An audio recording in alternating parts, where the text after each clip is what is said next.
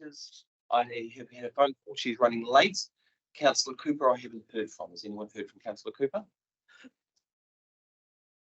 Okay. You might be talking to the cows.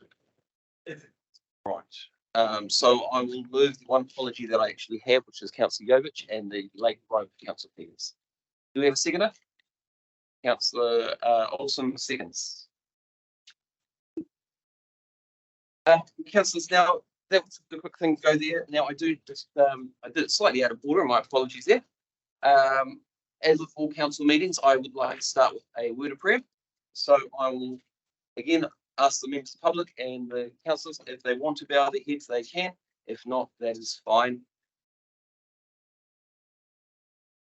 Heavenly Father, look after us today as we go through the meeting.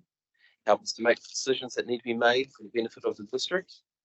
Look after our family and friends wherever they are in the world, and in the places in the world where there is conflict, may you look after them too. There are many places around the world which are suffering from storms and storm damage and fires, and many family and our friends are caught up in those. Please look after them, look after our district in your most precious and loving name. Amen. As always, if there's any declarations of interest, please could we, as the time comes, thank you, Councillor Peters. Well done, good timing. I'm just surveying the roadworks, sir. Excellent. I stopped hearing. So we still haven't heard from Councillor. Oh yes, we did. We did hear from Councillor Cooper. He said he would be arriving late, 10 o'clock. That's right. He did tell me that yesterday. Right. Our first item is our speakers, and our first speaker we have this morning is Stephen Gibson. Stephen, as always, as I remind everyone, you have 5 minutes.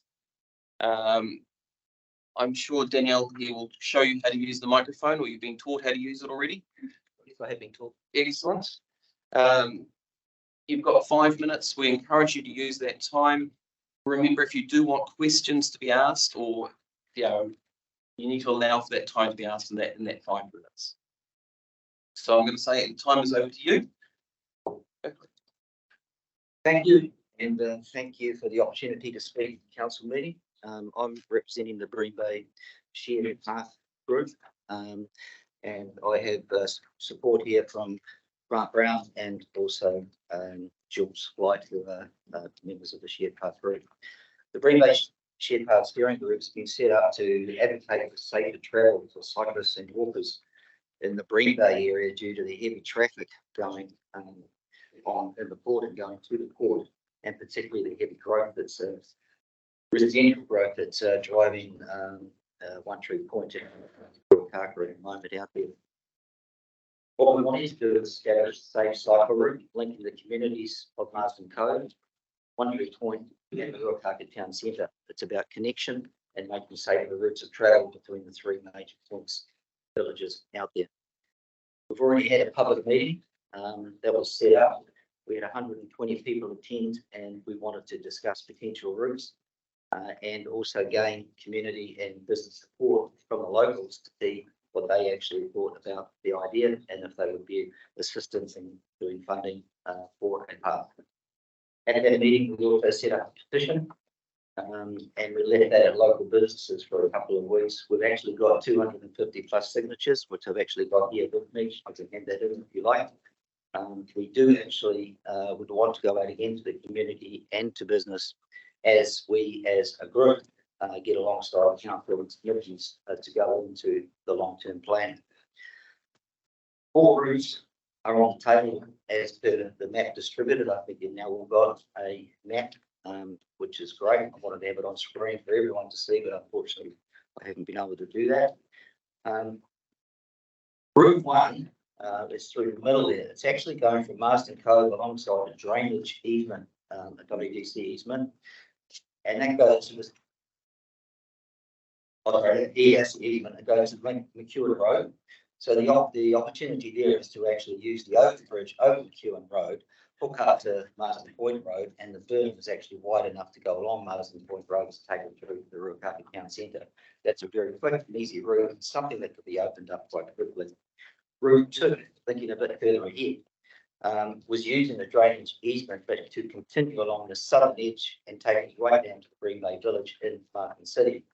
And even then, there's actually a disused dairy tunnel that goes under State Highway 15, which again would allow easy access and easy ability for Whakatane to actually create it along the easement that WDC have already got there. So that's Route 1 and Route 2, which could be quite relatively easy to set up.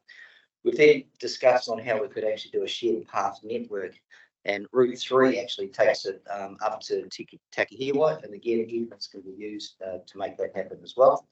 And Route 4 is the link, and it's already a proposed route in the Northland Cycleway with regards to linking Mangawhai through to Marsden Point, and it runs along the pipeline track from Ruakaka out to Marsden Point, and also hooks in the Te Aroha Trail. The only unfortunate thing with that is that it actually crosses straight across State Highway 15, or is proposed to go across State Highway 15, which is very, very close to the port, and obviously dangerous with all the logging trucks and trucks going into that particular area. The Green Bay Shared Path Group and community with business and community consultation believe that the off-road routes mentioned in Route 1 and 2 would be very easy to start quickly with WDC's support to actually make that happen, particularly as it is along easement routes. We as a group have already discussed with major landowners affected by the plant on the fence line by the easements on routes 1 and 2, and all these companies have actually indicated a willingness to work with us and with the group on achieving acceptable alignments based on this early stage of the development process. All would like to find a safer way to connect Ruakaka with Marsden Cove for the benefit of the community and safety for all cyclists and walkers in the area.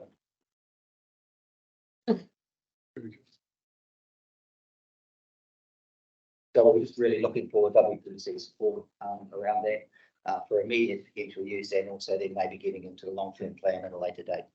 Thank you. Thank you so much for Stephen. Please appreciate the presentation there. Any questions from the councillors? Yeah, just a quick one. Get this right. So what standard are you looking for these?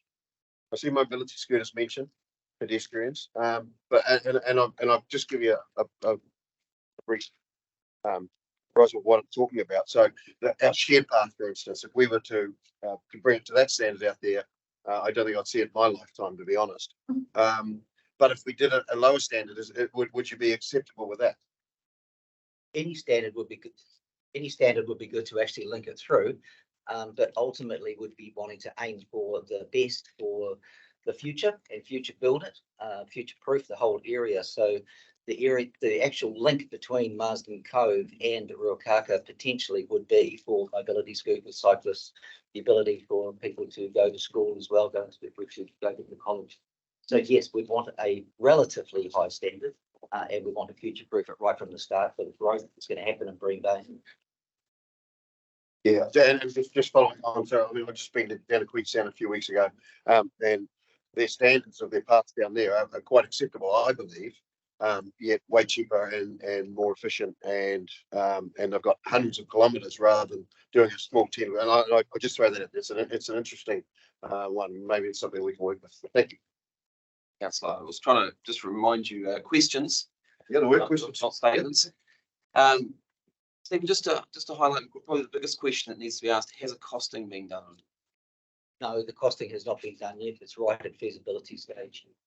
Okay, and probably the last question that I have is: you've seen what the Waipu community have done, and they've actually done a lot of the work themselves. Is Ruakaka looking at doing the same sort of thing, or do they want council to take the whole lot? No, there is a lot of interest from general public and from businesses to actually be involved in making it happen.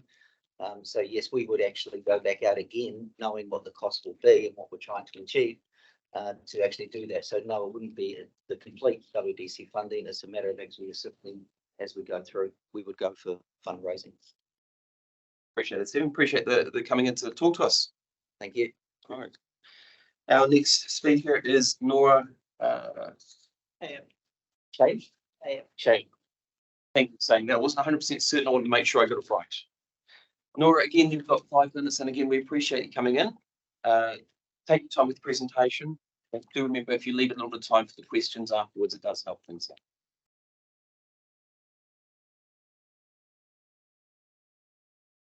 Since 2011, we have been asking council for a moratorium on roadside spraying with toxic agrochemicals. We have repeatedly made submissions urging you to fulfill your duty of care towards our environment and our people. Europe has long stopped using toxic herbicides for roadside maintenance and in public places. Why is that? There is one simple reason why European governments have stopped spraying toxins. They know that they have to abide by the safety data documents that come with the toxins from the manufacturers. They know they have to abide by their own health and safety regulations, which state that it is against the law to subject the public to the risk of accidental exposure. I trust you have read the extracts from the Hazardous Substance Work Act, where I highlighted the most important regulations for you, and you've seen that the same rules apply here in New Zealand. We have reported unlawful exposure of children to toxic chemicals by council contractors. You have not actioned as required by the law. You are not fulfilling your primary duty of care. It seems that council does not care for the health of children and people, nor for the health of our environment. All council seems to care about is money. So let's talk money. In our meeting with the council and the Northland Transport Alliance on the 11th of May this year, we had invited 2 independent experts to present alternative weed management methods and the costing of such. NTA keeps insisting that spraying toxic herbicides is the cheapest solution, totally denying 3 crucial facts. 1, by spraying 8,000 kilometers of Northland's roads with toxic herbicides twice a year and killing off all vegetation in a 2-meter wide strip on either side, council is destabilizing the landscape, causing very expensive erosion issues, which cost the taxpayer millions of dollars to fix. The scouring of the banks and many slips could be prevented by the retention of roadside vegetation. 2, by contracting the vegetation management out to a big company, who then subcontracts it to another company, who then subcontracts it, the costs are unnecessarily inflated. For how much we don't know, as there is a total lack of transparency. 3, given that we, the Clean Green New Zealand, have one of the highest cancer rates in the world, breast cancer, bowel cancer, child leukemia, and the WHO long has classified glyphosate as a probable human carcinogen, the cost to our public health system, let alone to people's lives, should be taken into the calculation. Solution. We propose you implement your own environmental engineering standards, which state very clearly that the retention of the vegetation along roadsides and banks is paramount in preventing erosion and stabilizing the land. By taking back the vegetation management, you save on all the handling costs of middlemen, and the true costs of the actual work will become clear. We would all save a lot of money if you would stop making us sick. Your primary duty of care is to do everything in your power to prevent harm to the people and the environment in the first place. Stop spraying poisons along our roads now. This would be council's immediate, most powerful and beneficial action to the well-being of our environment, our people, and to your budget.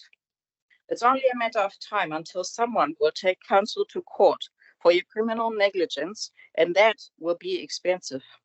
We sincerely hope that the common sense will finally prevail and not the old boys in the back room who do not only resist but obstruct positive change. We cannot afford another 10 years of poisoning our land, our water, and our people. The price is too high. Appreciate your presentation then, Nora. Appreciate your 5 minutes. I think we've got Councillor Olsen who'd like to ask you a question first, and then Councillor Mackenzie. Councillor Olsen.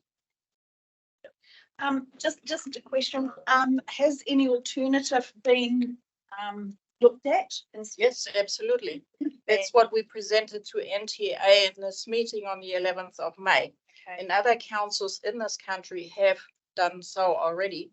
Waiheke has been pesticide free for 3 decades. I think Auckland City has been for many, many years. So it has been practiced by other councils. So would this be a cheaper or a more expensive alternative? That's the price. We are asking our council to abide by the law, and the law, the Hazardous Substance Work Act says very clearly that in case there are any doubts over what is financially more feasible for council, should not take precedence over the safety of the public. But in any case, it has been proven that it is not more expensive to use alternative methods. It is not. Thank you. Councillor Mackenzie. Thank you, Your Worship. Thank you, Nora. Is the Whangarei District Council obliged to use these chemicals for roadside maintenance, or is it a choice made by the council? It is a choice, and we have asked council for the last 16 years to make the choice for the health of the people, for the safety of the people. So there's no directive or mandate that Absolutely not. the council is. It is a choice. Nora, I think that's all the questions at this present moment. Well, again, I do thank you for your presentation. And thank you for highlighting about the 11th of May meeting as well. Some of us do not know, aren't involved in those meetings, so it's nice to hear that our community has actually been talking with the NTA in those discussions. Thank you. Oh, sorry, I do have one more from Councillor Peters. Sorry, I missed that one. Yeah, my question's around our comparison with England, who doesn't do this.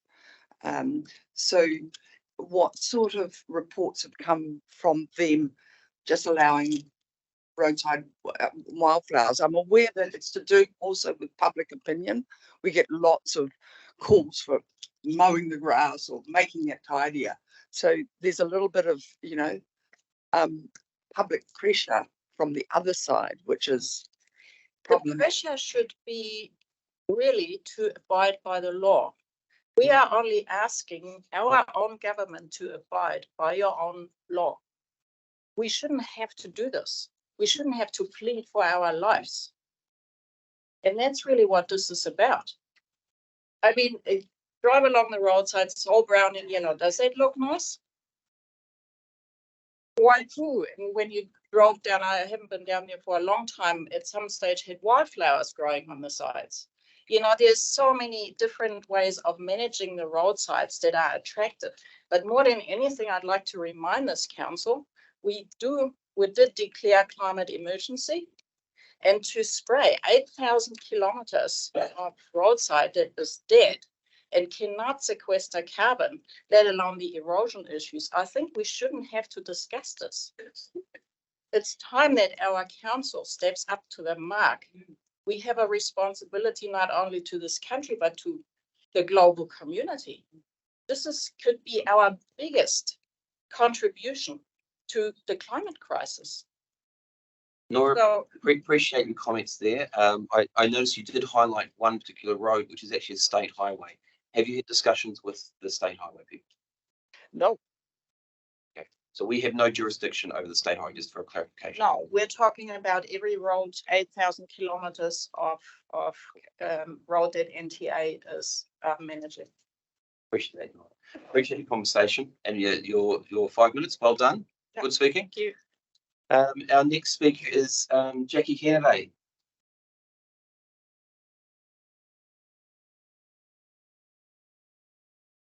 Jackie, as again, you've got 5 minutes. Please take your time as we get listening to you, and just do allow the 5 minutes to include this questions if you can.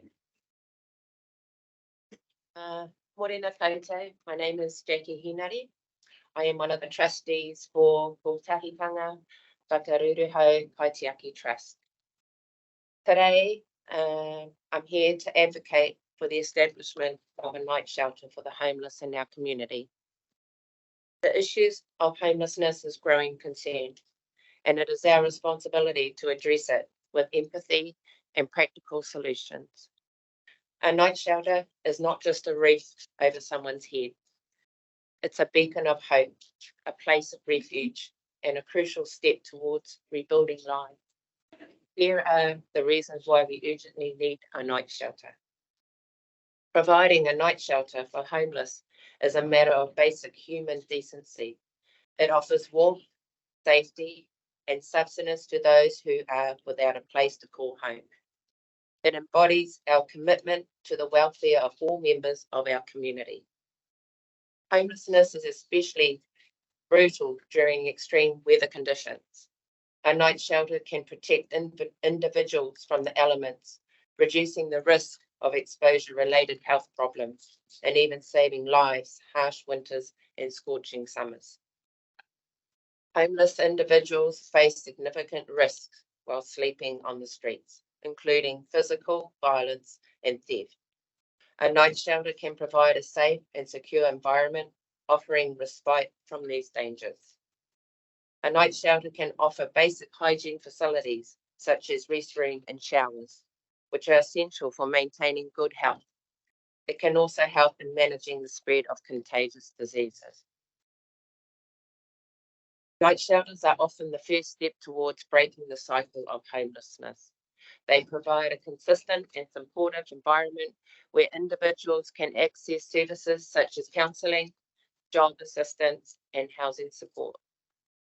Establishing a night shelter can help mitigate the visible signs of homelessness in our community, making public spaces more welcoming and comfortable for all residents. The establishment of a night shelter is an opportunity for our community to come together and to collaborate with local organisations, charities and volunteers to address this issue comprehensively. While it may require an initial investment, a night shelter can ultimately reduce the strain on emergency services, healthcare and the criminal justice system, leading to long-term cost savings for our community. I understand that there may be concerns about location and operation of a night shelter, but I believe that by working together, we can find suitable solutions that address these concerns and meet the needs of our homeless population. We can engage in a constructive dialogue with our community members to ensure that the shelter is implemented in a way that benefits everyone. In conclusion, a night shelter is not just a place to sleep. It's a beacon of hope for those who are experiencing the darkest moments in their lives. It's a symbol of our community's compassion and our commitment to helping those in need. I urge this council to support the establishment of a night shelter for the homeless in our community and to take a significant step towards a more compassionate and inclusive society. I'd like to thank you for hearing our voice today and appreciate your time. Tēnā koutou, tēnā koutou, tēnā koutou katoa. Hello, Jackie, and we appreciate you coming and speaking to us. Councillors, are there any questions for Jackie? Councillor Harding. E te kora mātua tēnā koe, Jackie, tēnā koe, ko roku tautoko, kia ora tātou. Yeah, just mihi atu kia koe Kotahitanga Whakaruruhau Kaitiaki Trust. Can you just maybe give us an idea of some of the work you've been doing with homelessness that now brings, you know, the cause to come into the council to present? Sorry, councillor, it's questions. A question? That's a Question, yeah. Is that a question? Yeah. Sort of. That's a question. Very, very vague question in there. Very, very vague question. Thanks, Jackie. So actually, it's not like myself here, but you know, we have a team, and that in this team that is with us, they do a lot of mahi on the ground out there for those in need. And for us, it's about keeping people safe.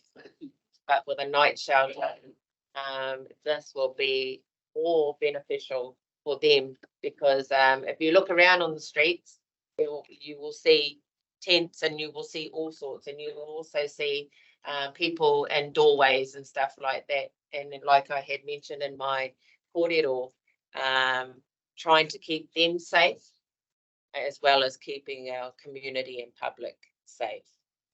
And just one last part, was there a previous night shelter? Was there something previously? Not that I know of. No, I don't think there is at the moment. They only have a facility of a place where they can go and eat and have food and showering. That's all we have at the moment. Thank you. Kia ora. Councillor Holmes. Thank you, Your Worship. Just a very simple question, and thank you for your presentation. I appreciate it. Do you have a feel for the numbers that could potentially benefit from a proposed night shelter? Yes, because there is a lot of people, we noticed that they've been shifted. So if you're shifting them here, there, and everywhere, it's not solving the problem. It's not the solution of how we're going to sustain where these homeless people are going. There's also women out there that need homes. Some are in their cars. So we're working on the plan of trying to find somewhere where we can help these people as a night shelter. And that would what it will be, a night shelter from example, a time like 6 o'clock till 7 in the morning. That just provides them that shelter. As we know, in the winter time, it was like raining, storming, all that sort of thing. And so on our minds, it was those people out there that were trying to survive. Councillor Peters. Thank you for your presentation. What do you see the council's role in progressing this vision? We need somewhere, we need a place. That's what we need. We need someone to at least give us some ideas where we can go to. Where's a place that is available? Our trust has just recently been, legal, and so we're just ready to do the work, ready to find somewhere. We just need to know where a place is. That's what we need. Councillor Olsen's got a question. So we're all, well, there is a question, just bear with me. We're all aware that to do this, you need wraparound services, you need drug addiction, you need mental health, you need 24-hour security, you need a building that is up to fire safety standards, all sorts of things. Have you had meetings with all these agencies involved, and are they prepared to come on board? At this stage, we've only come to council recently a few months ago, and so we're here today, but we've also seen other organisations, but there is nothing that we can work with at the moment, because we don't have a place, or we don't have somewhere right now where we need desperately, really.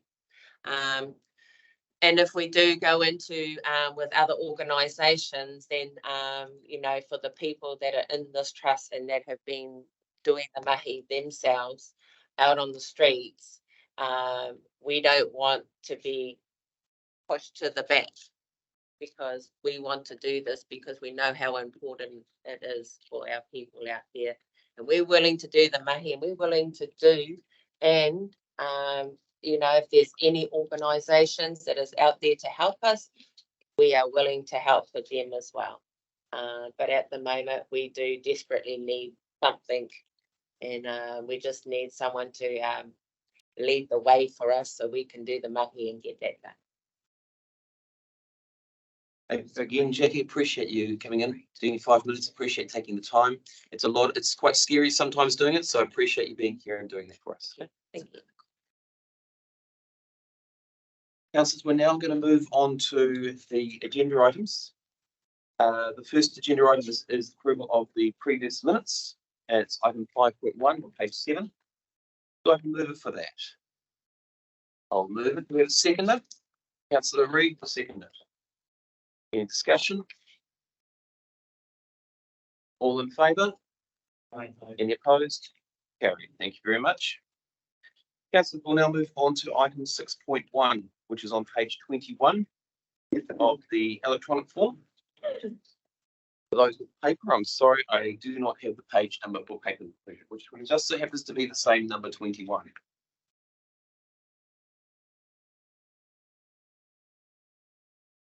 Move for this motion. Councillor Peters, you're going to move it, was it correct? And Councillor Olsen was seconding it. Councillor Peters, for the benefit of everybody, can you please read out the motion? That council notes the Better Off funding portfolio management mechanisms in terms of working relationship have been prepared through engagement and collaboration with Te Huinga representatives.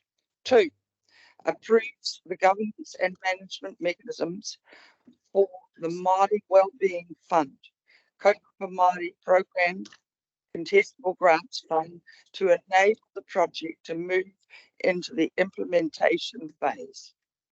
3, approves bi-monthly reporting on delivery of Māori Wellbeing Fund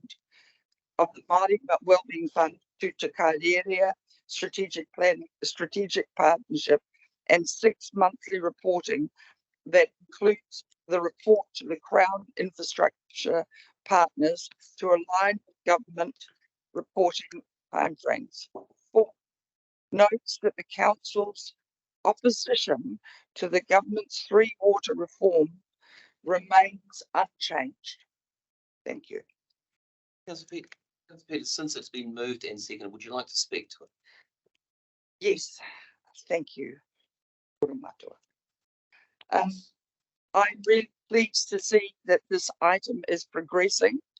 And I do note item 4 that we are not, our position with the, our opposition to Three Waters is not compromised by receiving this money. This money has been allocated between Hapu and the council. In fact, it's been divided in half, and some of the things that are being proposed are really beneficial to our community.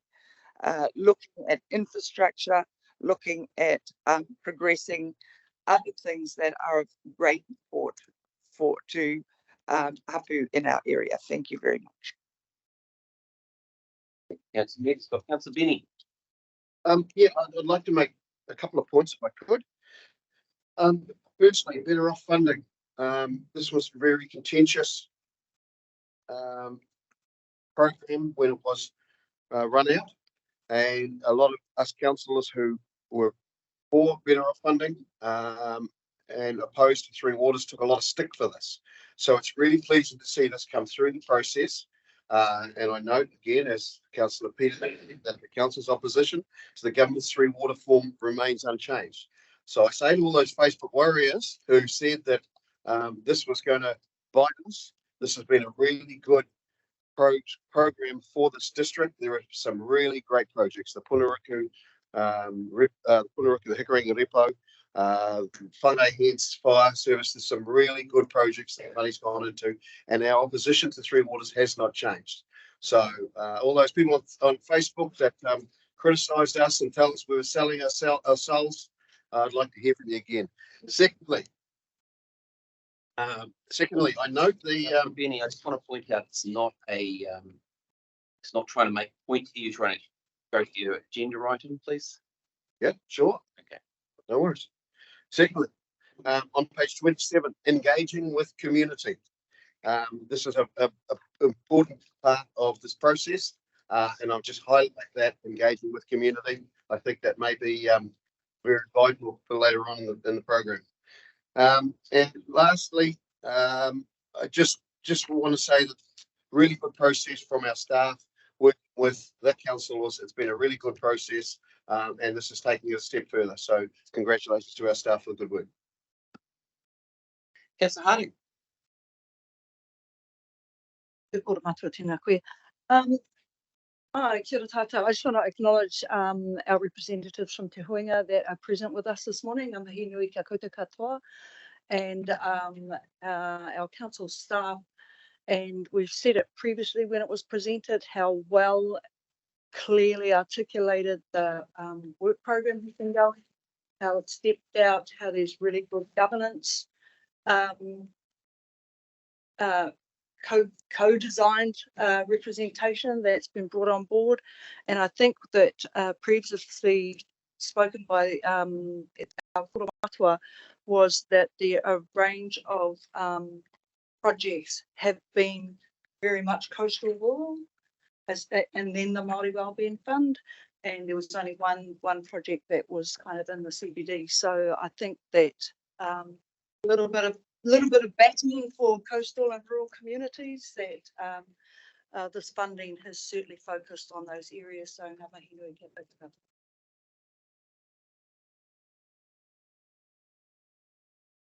Any other comments? Councillors, I think it needs to be highlighted on page 163, the actual chart, which actually shows the flow of work. And I have to congratulate the staff to actually produce that. And very well detailed, explaining the flow diagram, which is nice and easy for people to read and understand. And also within the agenda, it also has a quite clear from Tuinga their approach to actually how they're dealing with our Māori community, which is also wonderful as well. So it's quite clearly defined out there about the outcomes, which I find that's why most agendas should be made to be very clearly understood by all community.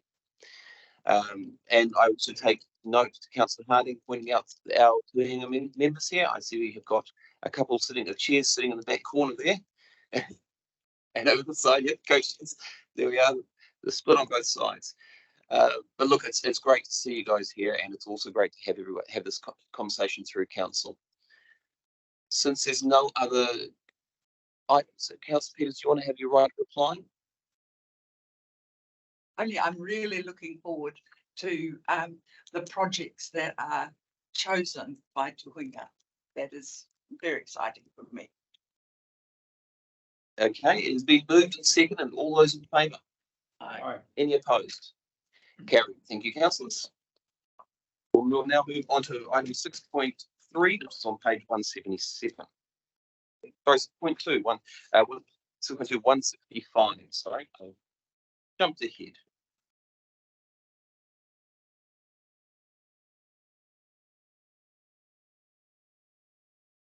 This is the Councillor Peters. Would you like to move this one again? Yes, I would. Okay. Thank you.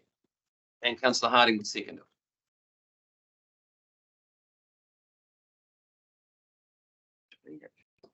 Councillor Peters, would you like to read it out? Thank you.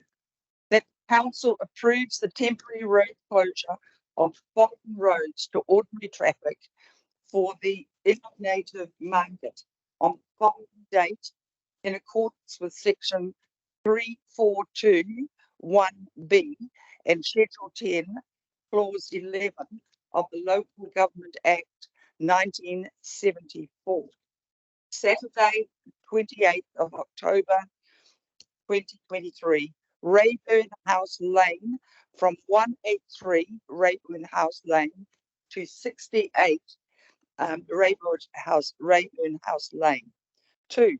Approves the proposal to temporarily close the side roads off the roads to be closed for up to 100 metres from the intersection for safety purposes.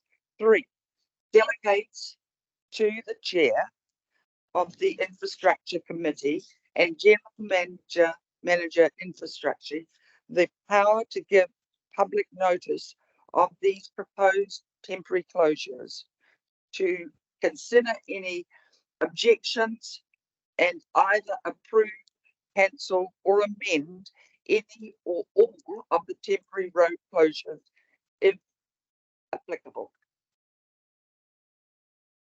Thank you, Councillor Peters. Councillor, Councillor Peters, since it's been moving second, do you want to speak to it all? Yes, thank you. This is a fabulous, fabulous fair, and I love going to it. It's a great place for us all to go and buy our Christmas presents. So I really wish them well. They've grown from strength to strength, and they pull Māori business people from all over Northland. Thank you. And also thank you to Bea and her team for supporting them. That's awesome. Thank you, Worship. What's the date today? Yes, the date is the 26th of October. That is correct. So here we are, 2 days away from this market. How on earth do we get public consultation? Sorry, that's 2 days. It just, I had to check the date. And is that right? October 23? Okay, so just your question to the staff is, how are we going to put this out to the public? It says give public notice. Sorry, I just. Councillor, we'll move to B. B, would you like to have an answer for this? Through the chair, under section 10 of the Roading Act, we're able, so long as we give 48 hours notice, we're able to stand up 12 events per year. This is one of the events that has been chosen by that because of the short frame that we had to stand it up in. Probably following on from that, B, being that this is an unusual situation, in future, we try to get the events through with a good length of time, do we not? Yes, we do. So what situation we put in place, or what we put in place to make sure that this doesn't happen again?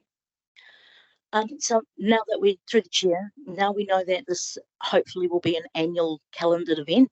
So it's coming out the back of COVID. It hasn't happened for a few years. Now that we know that it's happened, we can actually plan and program more, where it's just one of the ones that community has stood up in short time frame. So we've done the best we can under the circumstances. And if there's any opposition from the people who use that laneway, what's the process for that?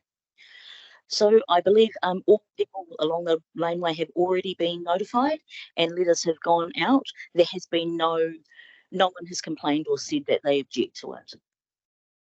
Councillor Olsen. Yeah, just in reply, thanks for that.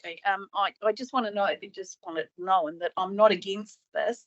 I just, in future, if we can make it notifiable within a decent time period. Thank you. I think it's a great.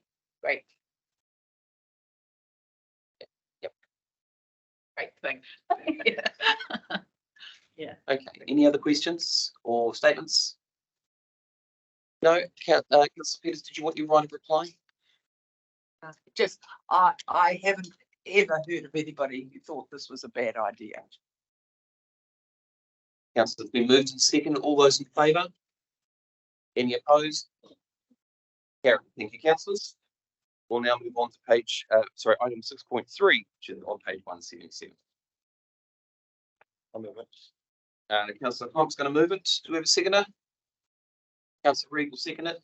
Councillor Connor, can you please read that? The recommendation is that the council resolves pursuant to S133BG (1) of the Building Act 2004 that the designation put in place on 15 February 2023 is still needed for emergency management on affected buildings. Councillor, it's been moved and seconded. Would you like to speak to it? Yeah, it's highlighted in the document that there's 23 buildings that are stickered currently, and my hope is that they get resolved as quick as possible and heart goes out to those affected families as well. And you're absolutely right, councillor.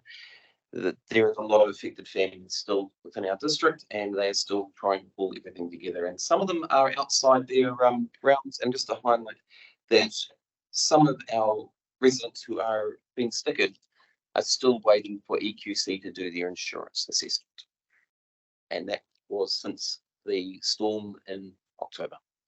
And some of them are in the Whangarei Heads area, Councillor Holmes. So I know you're well aware of that. They are, and thank you for raising that, Your Worship. Yeah, it's a ongoing concern for me. Thank you. Yeah. So, councillors, this is a regulatory thing. Is there any other questions or statements? Councillor Connor, did you want your word to apply? All those in favour? Any opposed? Yeah, thank you, councillors. We'll now move on to item 6.4179. Councillor Rooker, would you like to move this? Councillor Peters will second. Councillor Rooker, would you like to read it out, please? Thank you, Your Worship. Typical, I had lolly in my mouth. That the Whangarei District Council note this report. Note that Te Kārea Reo Strategic Partnership with Standing Committee has endorsed the initiative to be progressed to Council for Whangarei to be included in the 2023 cohort of Aotearoa Reo Rua. Note that the primary outcome of this initiative is the development of a Māori language strategy between councils and their tangata whenua partners. Note all costs for the development of the language strategy is resourced by Aotearoa Reo Rua, which is led by the Department of Internal Affairs. 5. Note that the development of a Māori language strategy does not impose any compulsory short or long-term cost implications on the Whangarei District. 6. Through Whangarei City to be included in the 2023 cohort of Aotearoa Reo Rua. Councillor Lucas, since it has been moved and seconded, would you like to speak to it? Yes, please, Your Worship. Obviously, in total support of Aotearoa becoming more bilingual with our Indigenous language, Te Reo Māori. I think it's important to note that this won't be an ongoing cost implication for Whangarei District, as Aotearoa Rua from the government will be looking after the implementation of it. But so any concerns around cost implications are clearly noted in our agenda item today. So I just want to put that out there in case that was something that our community were worried about. Te Reo Māori is right now is on the verge of being our first language for Māori, which is something that Māori have been fighting for the past 180 years. For Te Reo Māori to be our first language in Māori homes. So I'm a huge fan of this becoming, I guess, more mainstream. And then in doing so, it becomes a natural part of all New Zealanders' vernacular, because we start to use it a little bit more often. For example, words like mahi, words like kai, they are words that non-Māori will throw into their sentences every day, not realizing that they are using Te Reo Māori. And I think with a strategy like this, more Māori becomes a natural part of our vernacular, which then helps revitalize our reo. So big support of this. Thank you, Worship. Thank you, Councillor Rooker. Councillor Collin.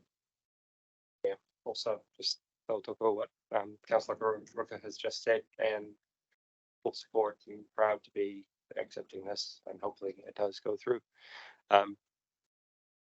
Appreciate as well that the council that we, as the building that we have, and has adopted to work in these spaces. And yes, there's a long way for some of the places to be able to go, but it's a step in the right direction, and I'm proud to be a part of it.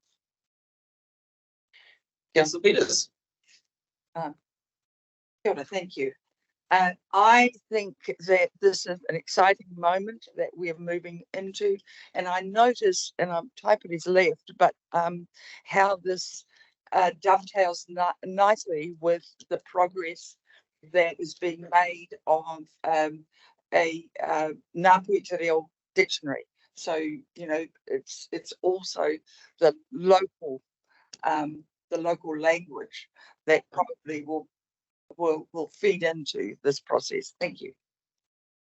Councillor Olsen. Thank you, Your Worship. Do we have any indication from once the new government's formed as to how this will roll out? Well, you know. Councillor Olsen, I believe you're asking a question to me as the chair. Sorry, Mr. Chair. Do we have any idea how this will, going forward, how this will roll out if there's with the formation of the new government? And will it be something that is taken on board? Now, that's a question that I don't think anyone could actually truly answer until the government's actually formed. However, there may be some inclinations from our staff. They may have some indications, but I'm not too sure. Aaron, do you? Through the chair, Morena koutou me koina ki te kaitarakia kia koe hoki te kaitaumihira. Ruka ngā ui e pahu mai tēnei te nahua tēnei kaupapa nā reira tēnā koe te katoa. Through the chair, just to confirm probably precisely what you've articulated, they to the DIA sit with their financial term. My understanding through their long-term strategies that they put through to Treasury, that I would envisage that they would have secured funding for the rest of this financial term, but with new government, things are up in the air. Sorry, Councillor, that's probably about the clearest indication we can actually probably give you. No, that's fine. I mean, if there's funding there, that's. Yeah. Councillor, is there any other questions? To the team, I want to thank you for putting this together. I think the Councillor Peters has already highlighted the fact that I'm very much would like to make sure that Ngāpuhi gets a very clear sense of the language in here, because it is very different to Tainui and the other areas around New Zealand, and we do use our own colloquialisms. I think that's the word to use up here. And just like in every country, we try to make sure that things are localised, very much so, to Whangarei and the district of Whangarei. It's also been highlighted, team, that the costs will not be borne by council. Again, this is creating a strategy, and I'm believing, this is probably the question that needs to come out of this, the community will be involved within that, creating that strategy as well.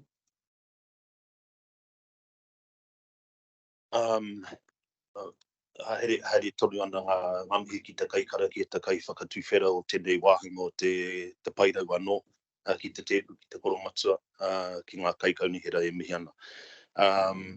Primarily, this is between council and its TDT partners. So if council wishes for it to be represented, by the community, then can't see why council can't do that. Otherwise, as far as the TDT partner is concerned, that'll be made up by the TDT partner, being the Hapu of Whangarei. And just in regards to the comment of the dialect, and just acknowledging that it's not just Ngāpuhi and Whangarei, it's also Ngāti Whātua and Ngāti Wai. We also have Te Reo Hau that sits in the southern reaches, which are very closely related to Ngāti Whātua. And then, so we but all within the house of the north, all the same. And I appreciate that, Mark, for coming back with that answer. And it is vitally important that our community is involved, because I believe if we bring our community along with the decisions and the processes that we have, we get better buy-in. Okay, so as long as our community is brought along. Councillors, that is items in there. Councillor Lucan, did you want your brother to reply? Yes, thank you. Just real quick, just a part of this, it only takes one generation to lose a language, but it takes 3 to get it back. And I think we're on the verge of seeing our tamariki and our mokopuna being the benefactors of that 3rd and 4th generation having that also. Miatu kia koe, thank you, Worship. So, Councillor Lucas, it's been moved and seconded. All those in favour? Aye. Any opposed? Carry. Thank you, councillors. Thank you, team. So we're now going to move on to 6.5, which is on page 248. 9. Now, this has been moved by Councillor Hulse. Is going to be moving this one. Certainly am. And I believe Councillor Penny, you are seconding it. Yes, you are. I will. So, Your Worship, I put in a motion that has been set for this meeting, and so I'd like to move the council consider the implication of adding fluoridation to the Whangarei District Council Public Water Supplies. And 2, the councils who represent the Whangarei District Council areas seek guidance from our residents of the Whangarei District by consulting on having fluoride added to any of council's public water supplies in accordance with the requirements of the Local Government Act 2002. Just following on from that, so I've got a seconder, so that's good. I'll continue. We believe as representatives of the people of Whangarei District, it's our right and duty to actually make sure we follow the Local Government Act in its true sense. In the Local Government Act, it states quite clearly from 76, decision making. Every decision made by a local authority must, and the word must is always used in this, must be made in accordance with such provisions of local sections 78, 77, 78, 80, 81 and 82. You go over to the other clauses and it states in 82, the Local Government Act, this is straight from the book. Principles of consultation. Consultation that a local authority undertakes in relation to any decisions or other matter must be undertaken. You go further. You go over to page 83, special consultation process. And it's got a page and a half of the measures we've got to consider as a council to comply with the Local Government Act. I put on for background information and a note of motion that is circulated in our agenda that we take an oath to uphold the Local Government Act. Every councillor here knows what they read out at the start of this term. The big concern is we haven't asked our public for any comment on this matter. I've represented this council, I've represented ratepayers for a long time. And the biggest thing we've got to do is be able to look our ratepayers in the eye and say, we've actually fulfilled our obligation under the oath we took. It's quite interesting. The oath, I'll just remind the councillors around the table, when you have the oath, I, in this case, Philip Rossholt, declare that I will faithfully and impartially, according to the best by skill and judgment, execute and perform in the best interest of the Whangarei District, the powers, authorities and duties vested in or imposed upon me as a councillor of the local authority, and will follow the Local Government Act 2002 and any other act. This is our message of trust to our ratepayers. If we break this down, the ratepayers just have a look at you and say, can I trust this person in his decision making if they can't follow the act? There's always consequences if you break that oath. If you go through a red light and it's traffic officers there and sees it, he is compelled to catch you and fine you. But that is a breach of trust and you break the law. If you go to court and you take the oath, okay, I will tell the truth, the whole truth, and nothing but the truth. If you break that and it's shown to be you've broken that, there are consequences. In this case, the biggest thing is we as councillors need to be is guided by the people we represent. We are their voice. The only voice I've got that comes through us in these decisions. So this is not about putting the fluoride in the water. This is about asking our people's views on it. So I'm just going to wait, stay there and wait till the right of reply. Thanks very much. Thank you, Councillor Hulse. Councillor Benny, Councillor Hulse, you might want to take your microphone off there. Councillor Benny? Just a question, please. Yep.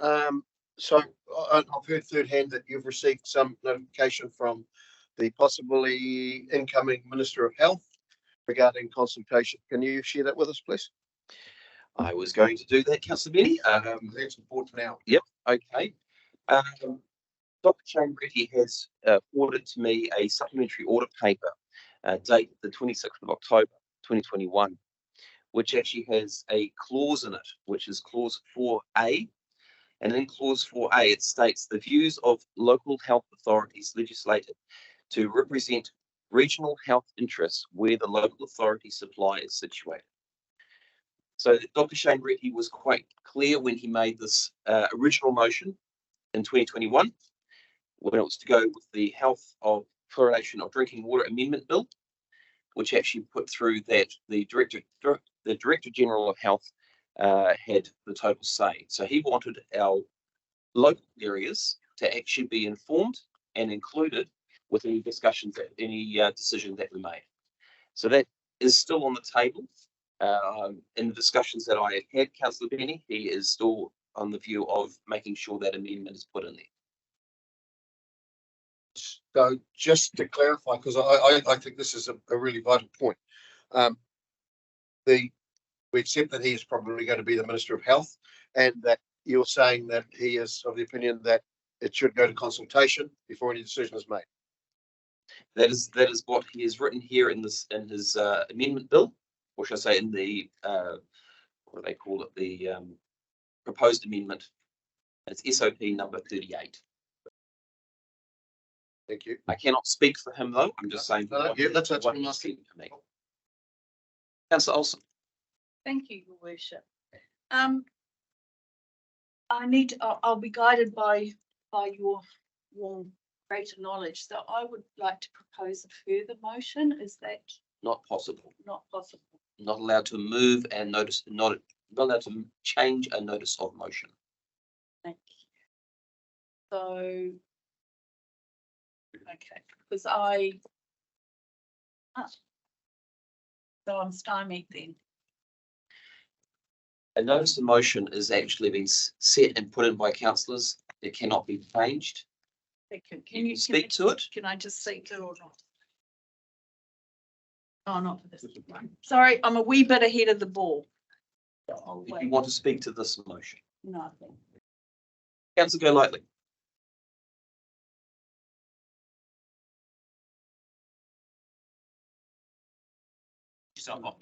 Sorry. Your body, your choice. Councillor. Not- Not out there one. Not your body, my choice. The necessity of freedom of choice and democracy lies in the fundamental role of safeguarding individuals and to ensure government responsibility. As elected members, democracy must be at the forefront of our roles. We act for you and we speak for you. Consulting for consent when making the decision to fluoridate water is essential for several reasons. Water fluoridation, a public health intervention aimed at preventing tooth decay, impacts an entire community. By seeking the consent of the affected population, we, as your representatives, acknowledge the importance of individual autonomy and personal matters that affect your health. It also ensures transparency, accountability, and inclusivity in the decision-making process, allowing you to express your concerns and your preferences. Moreover, informed consent respects the principle of medical ethics, as we all should have the right to make decisions about substances that we ingest. Consulting in the community for consent and water fluoridation decisions is not just a legal and ethical imperative, it is the only way to foster trust, respect, and well-being in public health initiatives. So a bit of background in my decision today to support the notice of motion of Councillor Hulse and Councillor Benny. And we have had some healthy debates recently, and I was asked, well, if you don't trust health professionals, then you must not take any other medications. That statement is flawed for this very reason. It is my choice. It is my choice to ingest medications, my choice, not yours. It is my choice to decide to give my daughter fluoridated toothpaste or fluoride supplements, not yours. It is my choice. It is my choice to ingest drugs for pain, for infection, or for illness. It is also my choice to drink or not drink alcohol. The right to make choices about what enters one's body is a fundamental aspect of personal autonomy and reflects the principle that we each have the capacity to make decisions about their own health, well-being, and lifestyle. However, this right comes with the important caveat that it doesn't extend to determining what people should put in their bodies. In our society that values individual freedom, respecting this boundary is crucial. History has shown that many medicines once deemed safe or extensively studied have sometimes been found to pose risks, underscoring the importance of questioning and not taking health professionals' recommendations lightly to ensure the highest level of safety and efficacy in healthcare. As recent as the 1960s, thalidomide was used to treat nausea in pregnancy, once considered a standard treatment, later recognised as detrimental. Bayer, well-known pharmaceutical company, introduced heroin in medicines in 1898 as a pain reliever and cough suppressant. Pharmaceutical companies very recently created the opioid crisis with OxyContin, marketing the drug by recruiting young, attractive sales reps to pressure doctors into overprescribing. Smoking cigarettes up to the 1950s was considered safe. And more recently, the damage from e-cigarettes is still not understood. Raven-containing energy drinks. And still arsenic was used in paints, fabric, and wallpaper. Frontal lobotomies for mental health patients. For mental health patients only ceased in 1967 when the patient died. Asbestos wasn't a private problem either until 1942. And mercury was considered a miracle cure until it killed you. And as a trained dental nurse in the 80s and 90s, we used to handle it daily. Now, the World Health Organization consider it to be one of the top 10 chemicals of major public health concern. And one for the men, fluoride negatively suppresses testosterone production. To think that our times and our health professionals are any different is simply naive. The American Dental Association in 2023 stated that children under 6 must not swallow toothpaste. They are to spit it out. That children under 6 months old should not be fed any feed formula mixed with fluoridated water. So do I trust health professionals to tell me what I put in my body? No, I do not. Do I have the right to vote yes to have your water fluoridated without your consent? No, I do not. Trusting health professionals without any critical evaluation is naive, because like any profession, there can be variations in expertise, personal biases, and occasionally financial incentives that may not always align with the individual's best interests. 97% of the EU banned fluoridating water. Only 10% of the UK is fluoridated. Only 3 countries worldwide, Ireland, Singapore, and Israel, have fluoridated water mandated. China banned. Japan, less than 1%.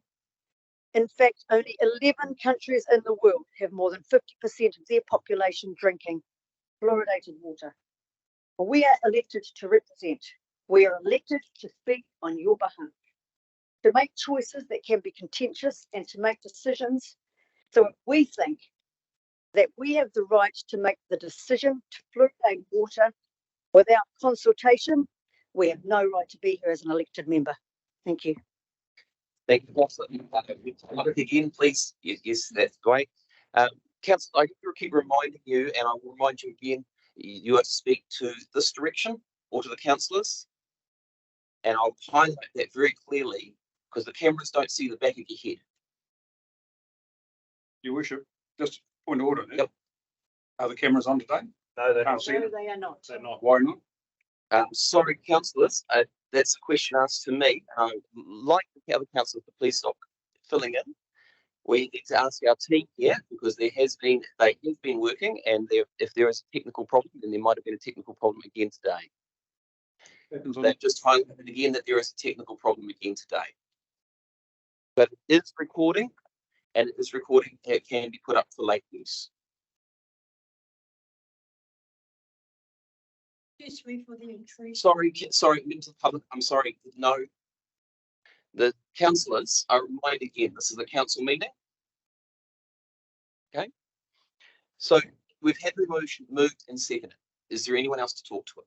Councillor Penny, since you've asked the question previous. Sure. So I'd like councillors to forget about the next item. The next item has nothing to do with this notice of motion.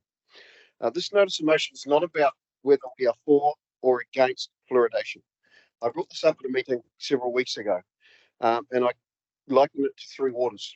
When Three Waters legislation was being imposed on us, as a council, we decided that we were going to oppose it. We've been consistent in our stand since then. For me, this is another step up again. This is bigger than Three Waters. This is an issue that has divided the nation, and it's actually divided the world. This is about the mandating of government authorities on what goes in our bodies. So our Councillor Holson and I, our notice of motion simply says that we need to consider the implications of fluoride. I don't believe that we are educated well enough, and I don't believe there are a lot of members of the public who are educated enough. That is the first step. As part of that, we need to go to consultation. I cannot see how anybody can oppose that. This is a major issue of what we put in our body, and we are asking you as councillors to support us in the fact that we need you to think about the implication of adding fluoride to our water supplies, and then to consult with the public. Pretty basic stuff. New Zealand has a real proud history of fighting against things that the government has said, and Councillor Goldie has highlighted quite a few things, and there are a whole heap of things. But I look at one, remember when the government thought that women were not smart enough to vote? The woman protested, and we all know the result of that. Whether we should go back on that decision is a Councillor. Sorry, I just apologise. I had to throw that in. I couldn't go. But I think now is the time for us to stand up. First of all, and I'm not saying whether we're for or against fluoridation. Now is not the time for that. Simply, the notice of motion says, let's go to consultation. As His Worship has read out from Dr. Reti, who will likely be the incoming Minister of Health, he sounds like he is open to that. I think we need to explore that more. That should be able to be done in the next few weeks. One way or the other, we need to explore that. If that's the case, all bets off, we get into it and we consult with the public and we move on. But I think we should be pausing at this time. We should be supporting this note of motion and going to a consultation with the public. Thank you. Thank you, Councillor Benny. Councillor McKenzie. Your Worship, could I just ask a clarification question around that statement that you read out? We haven't been provided with that information from Dr. Reti. You said that it was an excerpt from a proposed amendment within the 2021 bill. Correct. That he's just forwarded you through recently. Correct. And it was in relation to the previous iteration of the bill, which was giving DHBs powers because it says local health authorities, Correct. if I remember what you said correctly. So he hasn't actually said anything about local government within his statement. He refers to local authority supply. So where the local authority supplies it. Sorry, can you repeat that? So I'll just repeat the statement in there, which is basically C, the views of the local health authorities legislated to represent regional health interests where the local authority supply is situated. So local health authority, it says. Yep. We're not a health authority. No, we are under a health authority at that time, which was the Northern Health Board. Yeah, but that's disbanded. Yeah. So Well, okay, now we have thank you. I just wanted to clarify whether it directly stated So that local. Takata Ora is now a health authority as well. Sure, yeah, but we're not. Right. WDC is not. Local authorities are where we are. Just wanted clarification that's not provided within the agenda, so it's something that we haven't been able to assess properly and make a view on. And it's been brought up very late in the piece. I think it is a very relevant piece of information and we need clarification on it. If there is intention to allow councils explicitly to consult, then I think we should definitely consider that and do that. If I may just speak after having asked the question. I just want to address a few of the statements made in the background section of the notice of motion. It states, losing our rights of democracy. This is an amendment to the Health Act that went through a full parliamentary process. I went back and watched the videos on the Parliament TV on the website and watched all the hearings and listened to the MPs speak about this bill. It was supported by all four parties in Parliament, ACT, Greens, National and Labour. Representatives from all of them spoke in support of this amendment. When it went to the vote, it was unanimous. There was no one who voted against it. So to say that it's not democratic or that it's somehow diminishing democracy because council has not been involved in it is not true. It has been democratic at a national level. It states in the background, this has been imposed on residents by one person. I have to contest that as well. The amendment to the Health Act was passed by a 120-seat parliament with representatives from all over the country. Had 3 readings in parliament. The background asks, why 14 councils? This is due to the time and cost that it takes to roll out a national initiative. This is the first stage.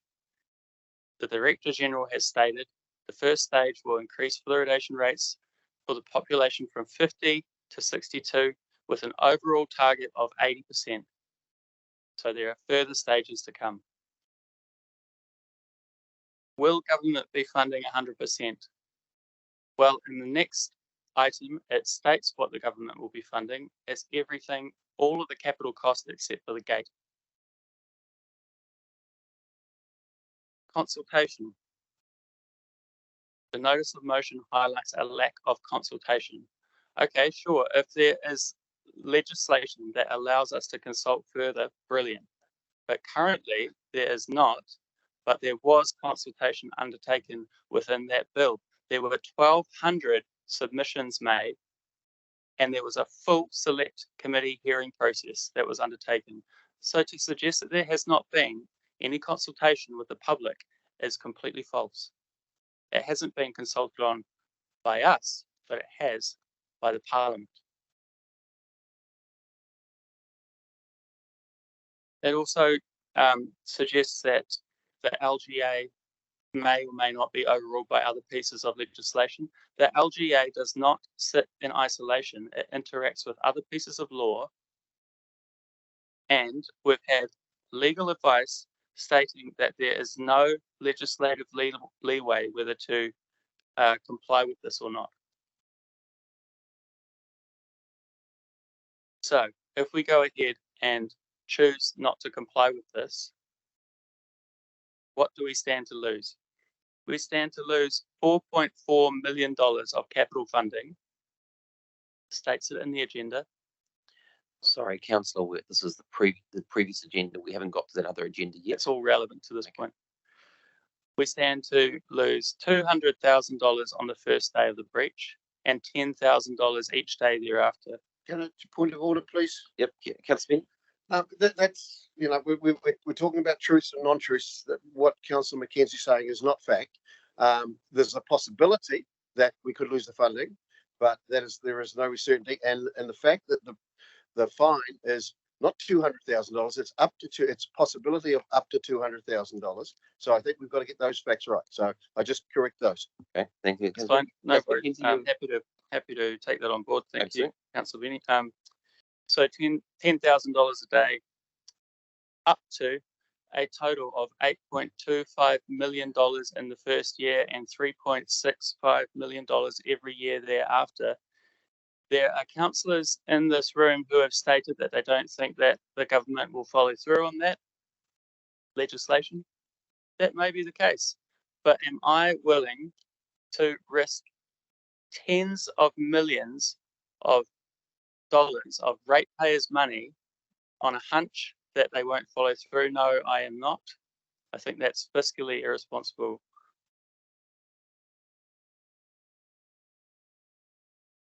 Since we were elected a year ago, we have sat down in this room and talked about what we want to achieve this term. And time again, it comes up that we want to have a closer working relationship with central government in order to progress initiatives for our district. If we take a stand against this now at this very, very late stage, we risk becoming a pariah, an outlier, an untrustworthy partner. And I don't think that is a basis to form a good working relationship.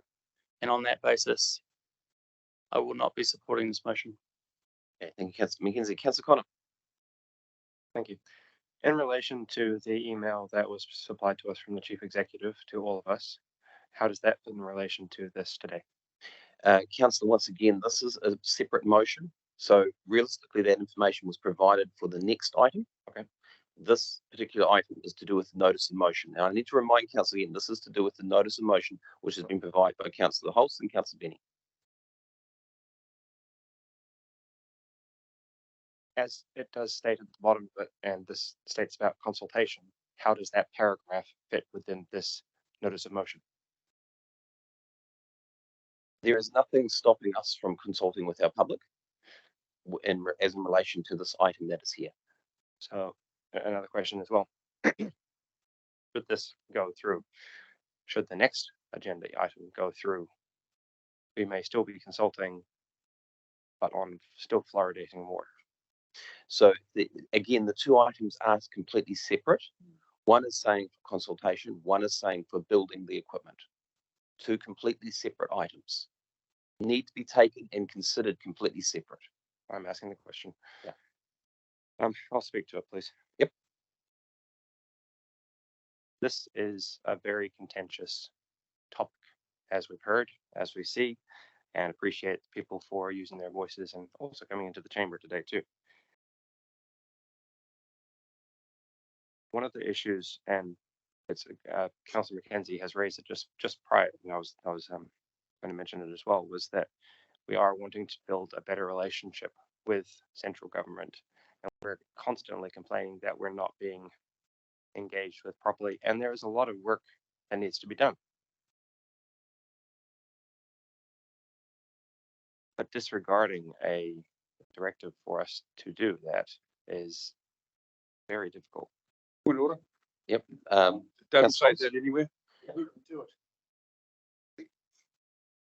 Councillor Holst's point of order is that there is no, within the motion, there is nothing there about saying not proceeding with the item. The next item, this is solely to do with the consultation. So Councillor Connor, can you just rephrase what you're saying in that line, please? I'll attempt to. Sorry, I'm just getting over a cold. Okay. Can you speak up? It's the councillor. Okay. Sorry, is this better? Oh. I just bring up the notice of motion, please. I will directly address the notice of motion. I take issue with the way it's been stated out. I take issue with the first paragraph compared to the second paragraph. The first paragraph states that council considers the implication, right? And although be it what Councillor Holst said was councillors, but then the second paragraph has words that do not need to be in this particular point. Who represent the Whangarei District Council area. It, by its definition, gives the exact same point. I find this is a loaded comment. I don't know who decided to bring it up, but I take issue with that. I fully represent the Whangarei District as best as I possibly can. Every word that we hear, every piece of information that we get, we take into account when we make our decisions. We make all of these things based on information out there as well. I fully support listening to the people and also the government, considering the fact that we are also a government. My issue that is when we are making these decisions also, not these decisions, but other decisions, there are people who will look at us and say, I don't believe that, I don't trust that, of the decisions that we will wholeheartedly feel is appropriate. Every single one of us.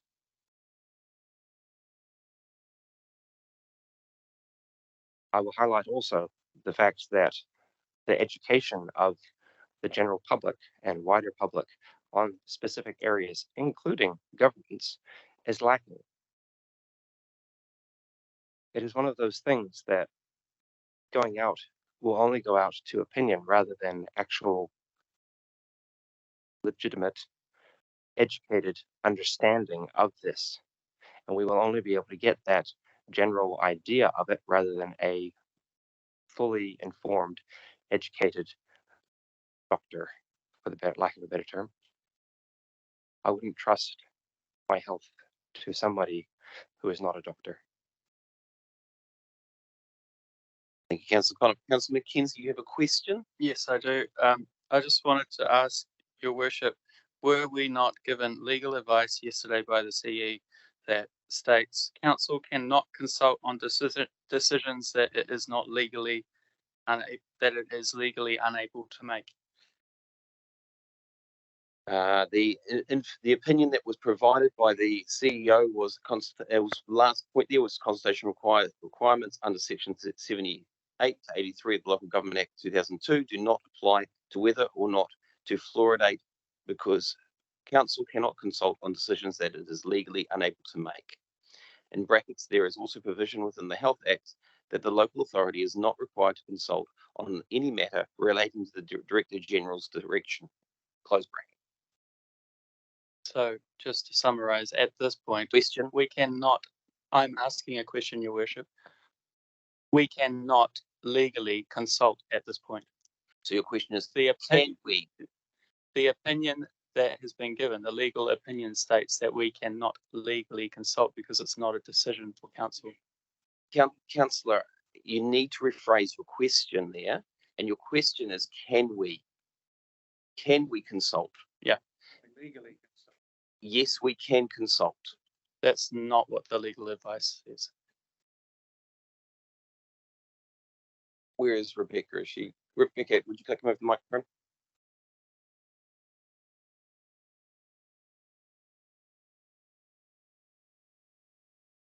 Let's use the microphone, Rebecca. Okay. We can't consult on a decision that we are not able to make, but we can consult. There's nothing saying that we can't consult. So I should have been clear on that sentence. So if it's a decision whether or not to fluoridize, I would say no, we cannot consult because it's not our decision. If it's consulting to views on community, I mean, I suppose we can always do that. What would we be consulting on if we were not consulting on whether to fluoridate or not? Councillor, within the motion that's been provided, it clearly seeks guidance from the residents of Whangarei directed by consulting on having fluoridation added to any council's public water supply. There's nothing stopping the council from actually asking the public what they want. That is perfectly within the rights. We are mandated by central government to do what they ask. There's still nothing wrong with us asking the public. So the notice of motion which has been provided is still legally correct. I'm sorry, I don't understand the logic. I think that is just asking whether people want fluoride in their water or not. That is just worded in a sort of obscure way, but that is essentially the question. Okay. Well, we've provided that answer, Councillor. Councillor Roka? Oh, thank you, Worship. I feel like we are kind of talking semantics at the moment. To me, like my opinion, the notice of motion simply asks, are we happy to go to consultation? And whatever form that question is posed. However, technically we could just ask the public how they feel about it, if there was some legalities around it. But I feel like the notice of motion is simply, are we happy to go to consultation? Here are some potential risks if we do. We could prolong the situation, whatever that is, but here are some potential risks. Should we go to consultation? Am I correct in assuming that? That, Councillor, is a correct assumption of Yes, the situation. So my opinion, based on that, I would be happy to support this motion based on that fact. That's it. Thank you, Councillor Roka. Councillor Reid. Thank you, Worship. Well, here we are again. I just about pulled all my teeth out getting through this one. Fluoride in toothpaste is great stuff. I use it every time I go diving. It stops my mask from fogging up. But other than that, I would not put it in my mouth. We're in a bit of a tricky spot here. Sorry, Councillor, I need to refine you. We're back to move on to the motion. Yep, Okay. I'm coming in with that. Okay. And it was the Director General of Health who put the mandate on us. And it was a male at that time. I do recall that quite succinctly, just for everybody's information. And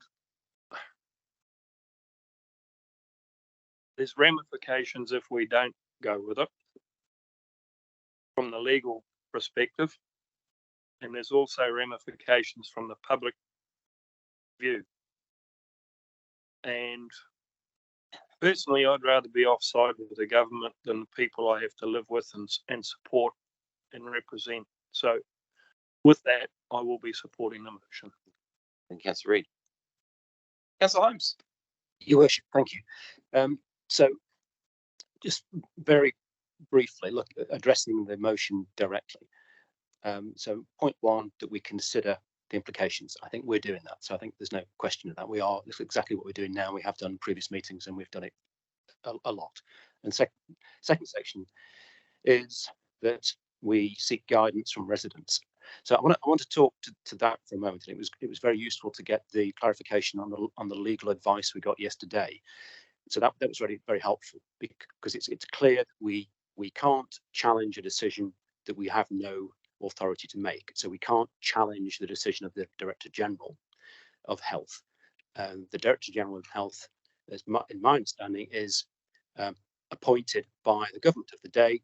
The government of the day is appointed following an election that we've just had. So that's democracy in action. And I don't think there's any question that the Director General of Health has had and has the authority to make these calls. So I just make a couple of points, please, if I may. Just referring to the email you've had from Dr. Retty, again, none of us have seen this, so that came out of the blue a wee bit. I do recall during the recent election campaign, the PM-elect gave an interview which I saw online, Radio New Zealand, where he admonished one of his candidates for speaking out against the introduction of fluoride, and reiterated that in his view, and he wasn't PM-elect at the time, that he supported the centralisation, the decision around the addition of fluoride going to central government away from districts and regional government councils, and he also supported the decision of the Director General of Health in making that call. So again, I'm not commenting on whether the PM-elect or potentially the Minister of Health maybe how they're going to square that one, but it seems that they are not in agreement, or at least Dr. Shane Retty 2 years ago, when he produced that opinion, was not in agreement with what his boss is saying now. So that's just a comment. I'm pleased to see that the debate does not focus on the science. That's a relief to me, because again, I'm not a scientist, and I think it's right that we don't focus on that. And my belief is that we have to focus on a single point of truth in this now. And I may be naive in this, but I would rather believe the Director General of Health than I would any other opinion at the moment. And that's my personal view. So to cut to the chase, if we are talking about consulting on whether our ratepayers and residents, how they feel about having fluoride in their water, I think that's one thing. My issue is, if we do that, it feels that we are unfairly and unreasonably and unrealistically raising expectations with the public, that we then have the authority to do something about that. And that really worries me, because the way the motion is worded at the moment says we'll go out and ask. If the opinion comes back and says no, we don't want to do it, then we've already established from our own legal opinion that we don't have any authority to challenge that decision. So I am confused over this, where we go with this. So my inclination is that it is far too risky financially, and we're governors here with financial responsibility to go out on a limb and challenge a legally binding opinion and directive by the Minister of the Director General of Health. So I'm really struggling with this, Your Worship. Thank you. Yeah. And I appreciate your statements there, Councillor Holmes. Just to clarify again, Dr. Shane Reedy made it very, very clear to me, and he's made it very, very clear to anyone who's ever asked him, he has always been in favour of fluoridation. He just felt that when they put that amendment up, that the public needed to be included within the consultation process. So that was, and he still had no problem with that, and he was quite, as of yesterday, quite clear. And the reason why he emailed this to me, and it was in relation to our agenda this morning, he just emailed it to me this morning. So I've only just received it this morning. So again, I cannot comment about what his future intentions would be. I cannot comment about what the future government's intentions will be. I can just say this is what I've received. Okay.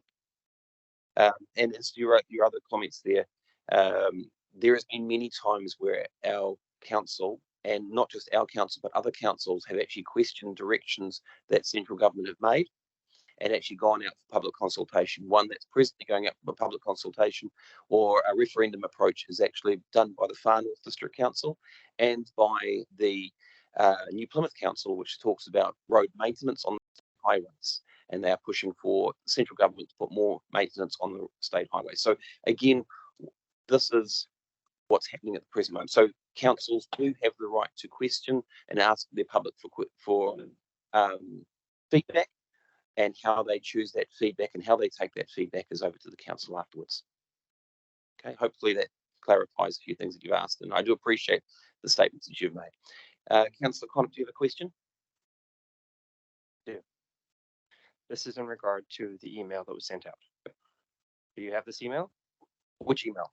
That email that was sent out to us from Simon Weston, the Chief Executive. Yep, sitting in front of me. What is the title of that email? The title of that email says Councillor's Notice of Motion. Thank you. This information provided to us, this letter that I addressed in my comments, were disregarded because they weren't of this notice of motion. Yet the title of this says notice of motion. My apologies, Councillor. That's fine. I'll retract what I've said about that. Appreciate it. Is that your question? That was the first question. It's just I have an issue because other people have been able to speak to it, and I was tripped up because of this. Okay, Councillor Olsen, you have a question? Yes, thank you, Worship. A couple of questions, if I may. Firstly, have other councils opposed this? Is it my understanding that there are other councils that are going through this process and are opposing fluoridation? With that question, I will have to refer to our CE. Thank you. Thank you. Rebecca, I'm just wondering if you can provide a little bit of history as to what has happened previously in this space.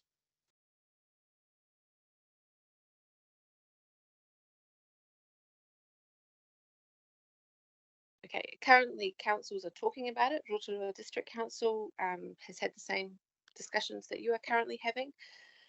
They've passed a resolution to continue with implementing the infrastructure while expressing some of the views that are held here. Since the legislation was changed in 2021, there's only been one challenge to a council decision. That was in Wellington, the Wellington water decision, and that was unsuccessful. So those are the two discussions and challenges that I know of lately since the change to the legislation. Okay. Second question. Are government prepared to bankrupt local governments with the fines? I mean, you know. I'm sorry, Councillor, that is a question that, again, we cannot answer. That is a central government question, and that is something that... That's what will happen. Yeah. I assume. Okay. And just finally, you know, let's just bring this back and refocus on the original motion, which is, do we or do we not go to public consultation on this matter? So, Councillor, your question really... I'll finish now. Okay, you need to be very clear with your questions, Councillor. Councillor, I will point out I'm getting a little bit tired of the using questions as statements. Please be careful with that. I will pull you up from now on. Councillor Peters. Question? Mine is not a question and I haven't spoken yet. And I won't speak long, Your Worship. I feel like we are dancing around on the head of a pin. We're trying to make decisions where we actually don't have any right to make decisions. Where, we have talked a lot about not wasting money, and we're putting our ratepayers' money at risk. And we're also putting stress on our staff because they still have to do this and they really, really need to get on, because otherwise they won't be able to do it in time and we will incur fines. And I just don't want to second guess things. Whether you're for or against it, we're not able to make this decision. So we can go out and have a nice, warm conversation with people about whether or not they want fluoride in their water, but we can't do anything about it. So, because it's not our jurisdiction. So, yeah, that was long, but I was going to say thank you. Appreciate that, Councillor Peters. Councillor Cooper, great to see you here, and we did put your apologies for being late. Thank you. I'm so pleased to be back in time for this debate, Your Worship. We are dealing with the notice of motion, just to highlight. Yes, thank you. I had picked that up. And it's interesting, isn't it? We are avoiding the sites, and like Councillor Holmes, I'm pleased about that because it is quite tricky. I believe that Auckland people have been fluoridated for a while now, and perhaps that explains some of the behaviour we see from Auckland. Councillor? I don't know. But I do know when they come up here, they take my park at the local supermarket. I guess it comes back to being clear, isn't it? And people have said that. Councillor Olsen was one of just said it just then. What are we talking about here? It comes down to representation, representing the views of our people, and it comes down to complying with the law. What this motion, if I've heard correctly, as I've been sitting here, and I'm pretty much going to repeat what Councillor Holmes says, and you could argue it is a little bit misleading, because what it says is that we will consult with the people of Whangarei about whether or not they want fluoride added to their public water supplies in accordance with the requirements of the Local Government Act, which we've been told we have no control over changing that, right? So we're not asking whether we will put it in, we're asking if the public want it, knowing that we have no control, as Councillor Peters has just said. So would it not be fairer to the public to say, direct your objections to this to the central government? Because we actually do not have any control over this. But what we do know is that we have a legal implication, obligation by law to implement the direction from the Director of Health. So then you say, and Councillor Benny has said, we stood up against Three Waters and we challenged it. We did challenge it. And we all of us who are on the last term and are here, we supported that. But at the same time as challenging it, we complied with the requirements of central government. So while we challenged it, we also provided the information that we were required to do under the Local Government Act to the authorities so that they could continue on their process of Point of order, please. Yeah, Councillor Benny, your point of order.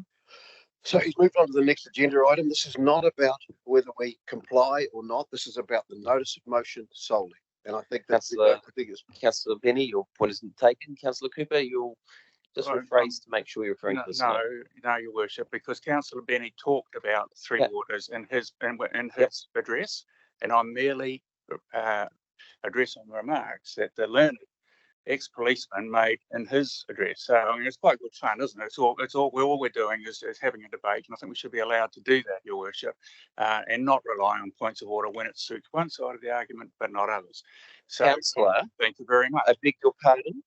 I appreciate that, Councillor Benny. So, Councillor Cooper. Yes, sir. Okay. When we make these comments, and a point of order has been pointed out, the point of order has been made to say that you please focus on this item. I appreciate the point of order that's been made. I have said that previously to other councillors. You were not in the room when I said that, and I will make it very clear, please. Are we allowed to answer arguments that are raised in this debate? You are to talk to the motion in hand, please. See, well, it seems to me a little one-sided, Your Worship, but we'll agree. Councillor, if we disagree on that one and move on. So, what are the implications of us if we do not comply with the direction which we've been given a legal opinion say that we have to do, and that is in this thing, as my learned colleague beside me with the mask on, and I noticed today a gold earring in his ear has put out there. Councillor. Yes, sir. Please do not pick on other councillors and their decorum. It's not. Please focus on the motion. No, he doesn't mind me saying that, Your Worship. So anyway, there we go. So we're quite there are implications, aren't there? And I guess one of the implications, as Councillor Mackenzie has pointed out, if I may bring that up, he's so bold, he did talk about it before, the fines. Then the other implications, of course, is the example that we set. So if we say we actually are not going to comply with the law as we legally have to, what then do we say to people who come in and say, actually, I don't believe I get value for money from you as a council, I'm not going to pay my rates. So I personally believe that we should ask the people to take their genuine concerns, which I completely understand that they have, and I don't disagree with some of them, and take them to the central government. I think we should be very clear that hopefully it has been made clear today, we do not have a legal ability to change the direction that's been given to us. And so therefore, I won't be supporting the motion, Your Worship. Thank you, Councillor Cooper. Councillor Harding. It's been great listening to the debate and the positions from each of the councillors.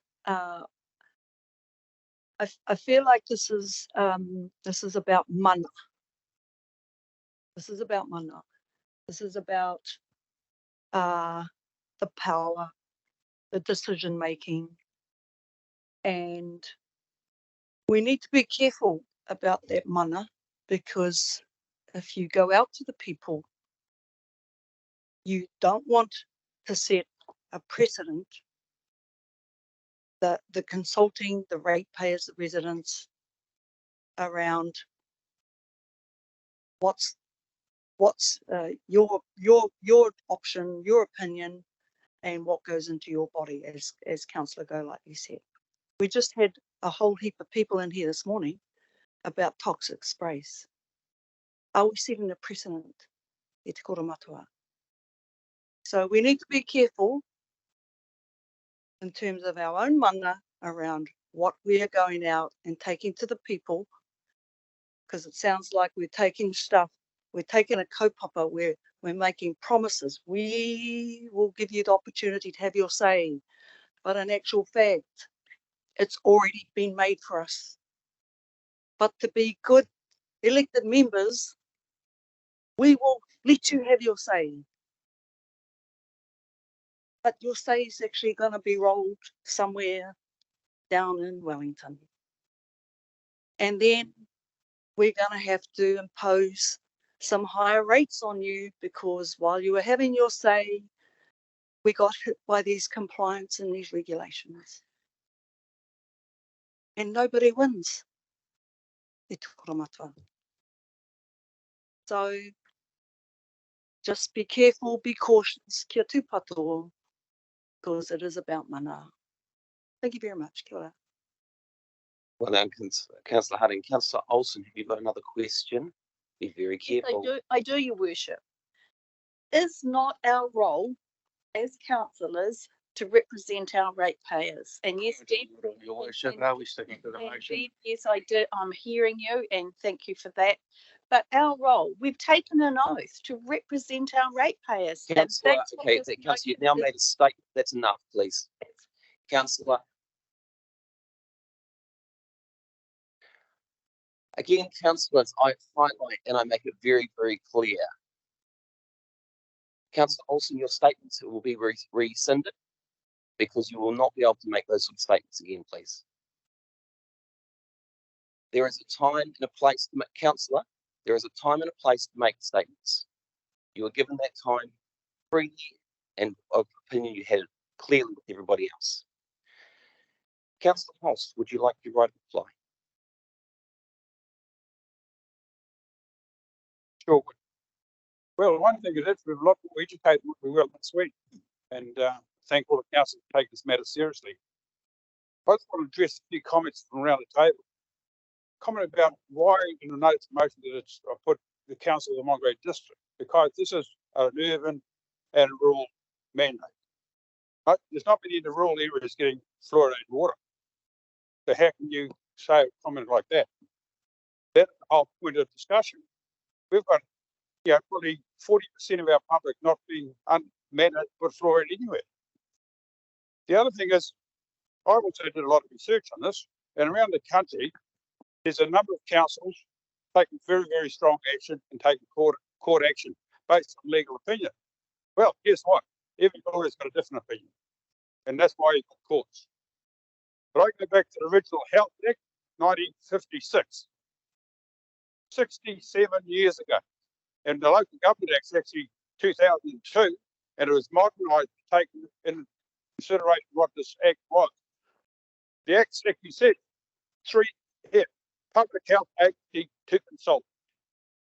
In order to ensure the views of the public, persons involved in the provision of personal health services and public health services and other persons are able to be considered in the formulation of public health agency advice to the Director General under Section 3E3. The Public Health Agency shall institute a program of regular consultation with such members of the public. It's in the Act. Now, we're not putting a motion in. I'm so pleased I keep it short, but every word is challenged just about. This is such a simple question. Do you look at your ratepayer in the eye and say, we've got your back, we're going to protect you, we're going to do our best as our local council to protect you as our local residents? I think there's a lot of comments made today that I think the council will go away and just reconsider some of them. We set up a very, very good thing here at council to do at the Card area. We're asked to set up a standing committee. Councillor Hardy, Councillor Cooper involved in the process, Councillor Reid. And we said we were guided by the Local Government Act to set up what we can do under that Act and to give the better decision making power. Well, that committee's up and running and actually putting it in the country because we followed the Act we took an oath to do. And under the same Act, it says about consultation, our ability to engage with our public, and at the same time, all the way through, all the councils have heard me say many times, when you get a contentious issue, the best way is go down to base level and take the people with you. Don't oppose your public. They're the ones that pay for this building. They're the ones that do all the funding. So whatever we do, basically thought back to the Card area, how well it's going. But that one mostly moved this morning. That'd be the first in the country that's set up something like that. First in the country. So that will all come back by us following local government. And now we've got council saying you do not want to follow the oath you took to the Local Government Act. And you've said that. And I just want to conclude by a comment I put at the bottom of the on behalf of Councillor Benny and I read out. We as elected members have a duty of care for our residents, and therefore we question the current situation. That's all we're doing. We're just questioning it. And we'll be out for clarity from the newly elected government. Our mayor just read out what we're seeking. So why is all that abstract stuff being brought into this conversation? So council, please, next time notice the motion comes along, please stick to the actual wording of the notice of motion. Thanks for the support around the table. Thank you. Thank you, Councillor Hulse. Thank you for the right reply. Yes. A division has been called by Councillor Connor. All those in favour of the notice of motion that's been put forward on 6.5, please raise your right hand.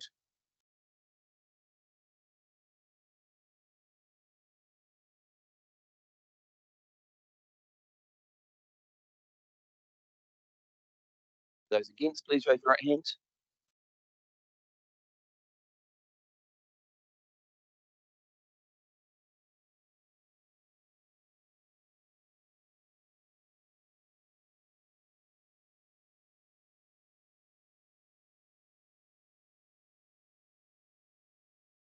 Carried. It has been carried, councillors. We'll now move on to item 6.6, which is on page 253.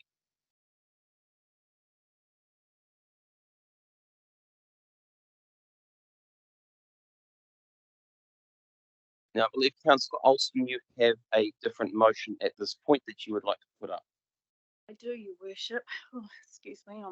So yes, I would like to move the motion that council ceases fluoridation requirements until the result of the public consultation, which has just been passed, is known.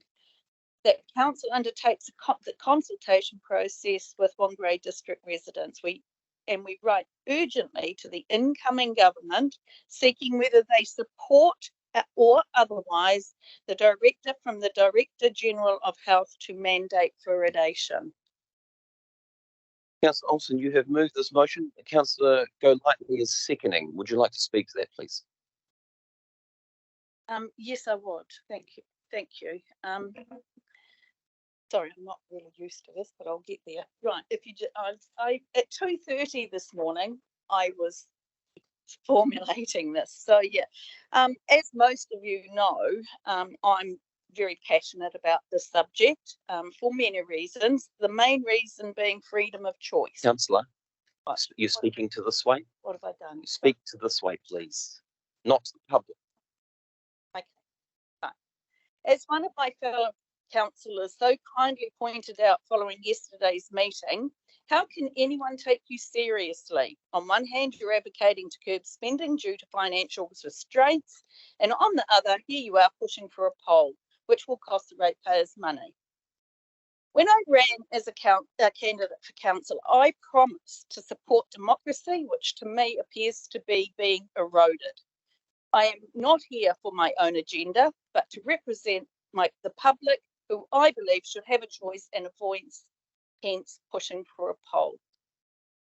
We need to hear from our public as to what their wishes are and be guided by them as to whether we fight this mandate or not. And yes, this will incur cost. At least we can say we have followed the democratic process. To me, this topic is about democracy. To have a mandate thrust upon us is not following the democratic process. And I know there are two sides to every story, for and against fluoridation, and many studies here and overseas have been conducted from which people can draw their own conclusions. I can look at this from both sides, from a counsellor's point of view and also from a medical professional point of view. We all have our own opinions, and we've had all that this morning, and all opinions should be respected. As I've stated at previous meetings on the subject, the people who really need this treatment won't receive it due to being on tank water. And the percentage of drinking water consumed doesn't justify the expense, which are being told we will be in the vicinity of $4 million. Surely in a time when money is tight, should we not consider a poll, which is the cheapest option, which would be a huge saving?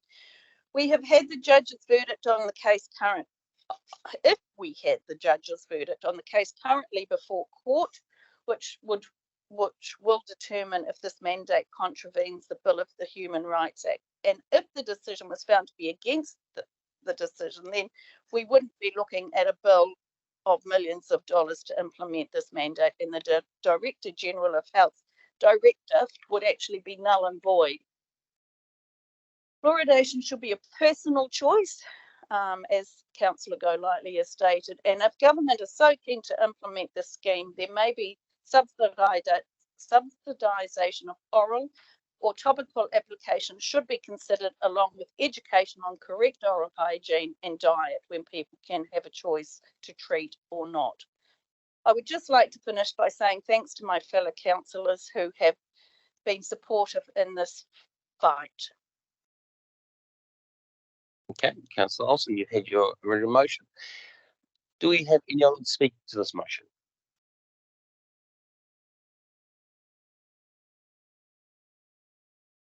No? Oh, Councillor Roka. Yes, Councillor Roka, would you like to speak to it? Thank you, Bishop. So,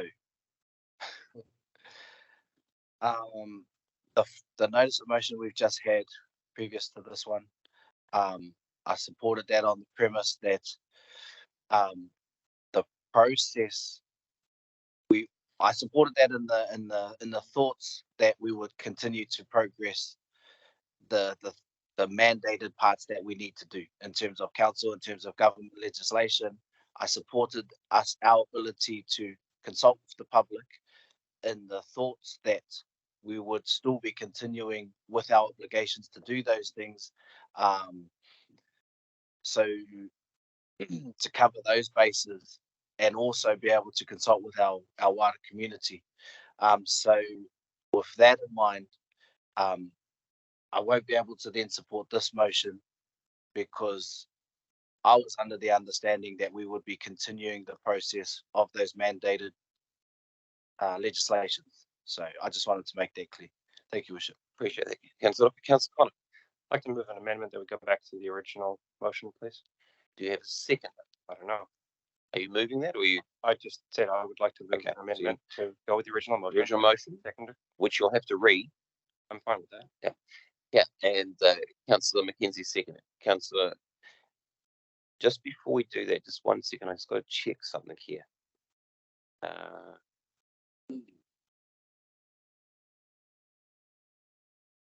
So I just had to make sure there was definitely no double negative in there. So Councillor Connor, if you could read, please. 6.6, water treatment plants fluoridation contract. You need to speak up. I'm sorry, Councillor. Recommendation is that council, 1, notes the legal advice that A, council does not have a standing to seek an injunction on the basis of another party's legal proceedings.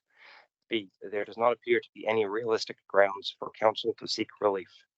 C, any attempt to pursue relief through judicial review / interim relief would be inexpensive and is likely to be contested by the Ministry of Health. 2, approves the chief executive to authorize funding agreement. 3, approves the amount of 2,901,133 in addition to the 1,600,000 budgeted amount in the 2023-24 annual plan, making a total budget amount of 4,501,133 plus GST for fluoridation, of which 4,403,133 is funded by the Ministry of Health. 4, approves the award of CON 23011 for water treatment plants fluoridation construction to Belcon Construction Limited for the sum of 3,708,568.06 exclusive of GST. 5, notes that the total budget of 4,501,133 excludes the fluoridation of Poroti water treatment plant.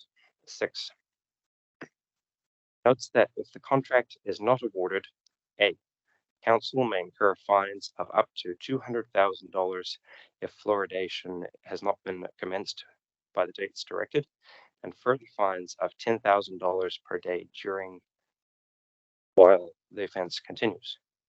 B, the ministry may reduce or withdraw its 4,403,133 funding, meaning that the cost of fluoridation could fall to ratepayers. C, it is likely that the cost of the work will increase if fluoridation is implemented in the future.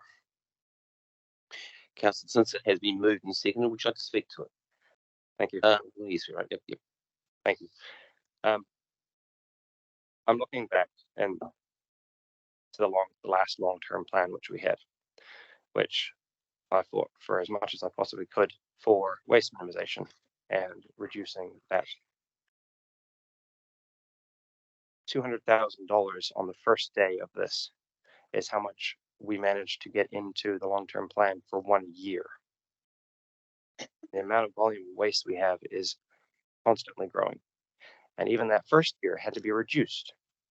I had to take that hit. I accepted it because our budgets were tight, but waste is everywhere and it's in everything. Councillor, I will remind you that to keep focusing on the I am agenda. focusing on the $200,000 fine. Yep. Plus $10,000 every day. Yep. Afterwards. Thank you. I have been fighting for reduced waste services for a long time. And if people are so flippantly able to say, let's just go and fight this, incur I'm not even going to add up the total of how much it's going to be for this. It's just, we are not deciding in this agenda piece to fluoridate our water. The decision has already been made for us. It is not our decision. We are awarding a contract here to a particular group who then will be putting it in. We already have chlorine in our water. This is to make the water able to be drunk. And in a concentrated form, that too is a very harsh chemical to be able to deal with.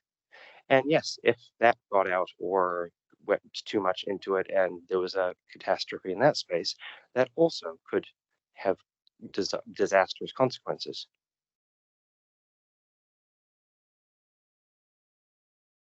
I'm not comfortable just throwing away ratepayers' money when I'm keeping on straggling as much as I possibly can and volunteering as much as I possibly can for the community to do the best that I can so that our costs are reduced. Thank you, Councillor Connor. Councillor Reid, you're next. Thank you, Worship. Just, it's a request. I need a little information because this kind of caught me on the hop. So you're doing a question? The question is, could we lay this item on the table for 1 month, which will give us time to seek from the incoming government what their thinking is around the mandate on fluoridation? You've mixed up a question with procedural motion, so I just need to check I believe that the 23rd of November is when government will be. Just let me clarify something here with my CE. You've mixed up a question with procedural motion, so just 2 seconds. Time frame for applying with this is extremely tight. I'm concerned that any delay would mean that we wouldn't deadline as later. We don't know at this point when the new government formed, when they'll be in a position to answer that question. Just it Would you like me to repeat? Understanding the 23rd of November is the date of the confirmation of the new government. Could be wrong, but that was the date I was given. Okay, so we've got a question here with the procedural motion mixed up into it. Yeah. Well, in answering the question, as I said previously, the time frame to undertake work to meet the deadline provided by the Director General is tight, and we may not make it with any further delays. And secondly, I don't know whether the government will be in a position to be able to respond to that question. I'm just trying to find a way through this that's not going to end up with councillors at each other's throats when we have a cup of tea shortly. We don't do that. Okay, so no question there, sorry. And just to answer the procedural question, you haven't spoken to this, you've asked a question, I believe. Is it okay? Probably the next question that probably needs to be asked that is if this is constructed, and this will read through the team here, and the government is to change their ruling on it, what happens with the funding and with the construction of the equipment? Through the chair, the contract. So we've been through a procurement process. The contractors kept their price and kept their contract available until the end of October. So just to add to the previous conversation, if we don't proceed, then we would need to re-tender. That would change things. It's very hard to say what might change. I guess one of the factors with this is the worst case scenario if the government or direction from the Ministry of Health changes and fluoridation is no longer required. We would simply have a facility that has the ability to do that, but we just don't use it. And given that it's funded by the government, at least in that case, it's not actually being funded by ratepayers. So there's that side to things as well. Okay, thank you. Councillor Benny. Just a question. So it doesn't include Poroti. So just a question for Mr. Venmore. What is the cost for Poroti, and has the whatever they are called given some indication that they will pay for the fluoridation of that?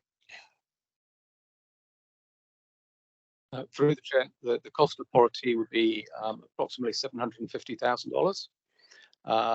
And we haven't had those discussions yet, but there's an opportunity to, they have said there's an opportunity for us to approach them at the time, and they will consider an application at the time.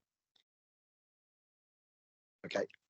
And just a secondary question, would it be possible to take Councillor Alston's amendment in parts if it comes to that? I think that might be wise.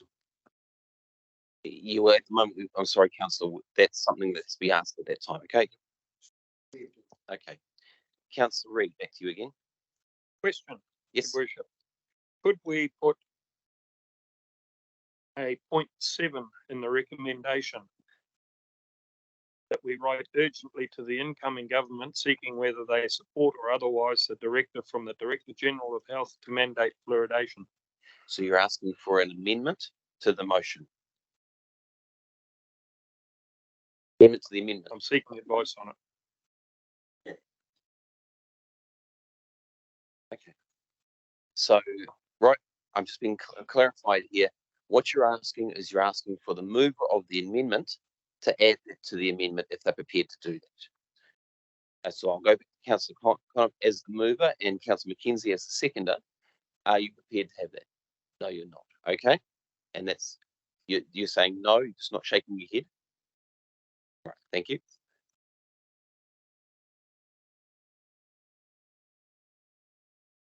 Okay, so at this point, thank you, Nicolene. You guys always love doing this. So at that point there, since the mover of the amendment is not prepared to include that, you have the right to move an amendment to the amendment. I shall do so. That add number 7 in there. You will need a seconder for that. Councillor Olsen's allowed to second that? No, I don't think so. She can. Actually, no. Councillor Golightly is offering second. Okay, yes, I've got a nod there from Nicolene.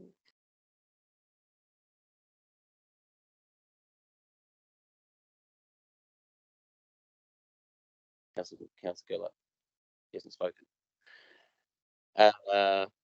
Right, so sorry, Councillor, just making sure here. So you are moving the amendment. Now the amendment to the amendment is, can you please read out number 7 so that everyone understands very clearly what that amendment is? 0.7 will read, we write urgently to the incoming government seeking whether they support or otherwise the directive from the Director General of Health to mandate fluoridation. And there should be a comma in this.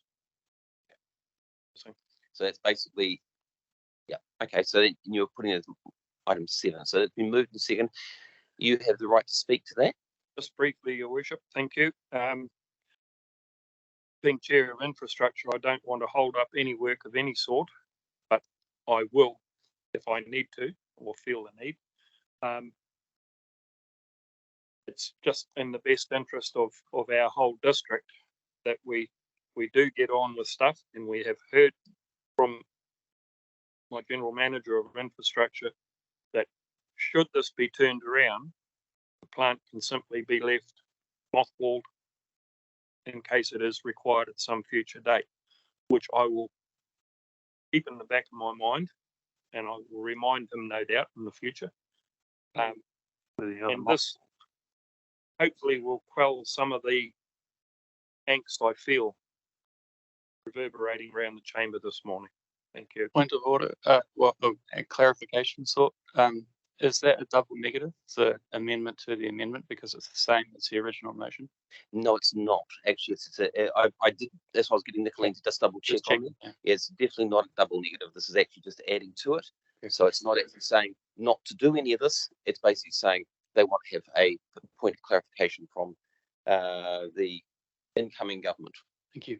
Just that's why I did clarify with Nicolene. Appreciate that, Councillor Mackenzie. Councillor Cooper. Thank you, Your Worship, and I've got to confess and apologise. I am confused now because when Councillor Holson spoke, she said it was going to cost us $4 million, but then when the head of infrastructure, general manager of infrastructure, spoke, he said this money's coming from the government. So which is it, Your Worship? Okay. So just for clarification purposes on that, the funding is all coming from central government. I have a nod there from Jim at the same time. The last year when they mandated, the team were proactive and they went straight to central government and said, we are not going to pay for this because our community at the time made a clear indication to us that they didn't want it.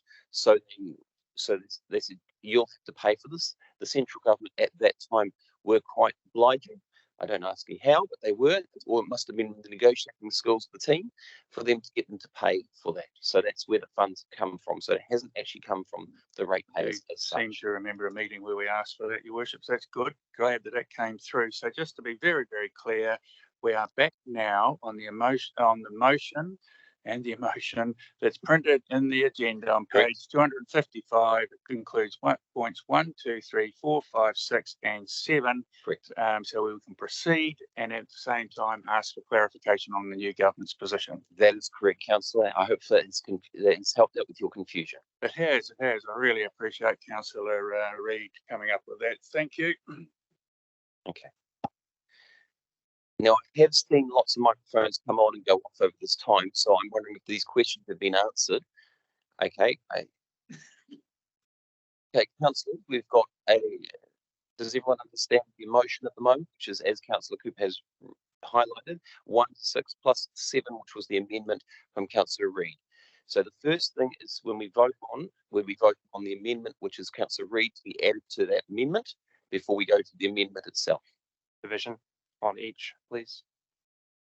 So you're asking for a division on the amendments, because that's what we're at the moment. Division on each one.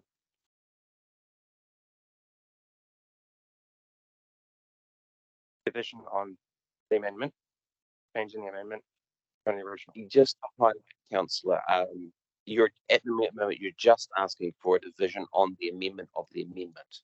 Yeah. Just keep it to that right now, because you can make it very complex at this point, okay? So just keep that in mind.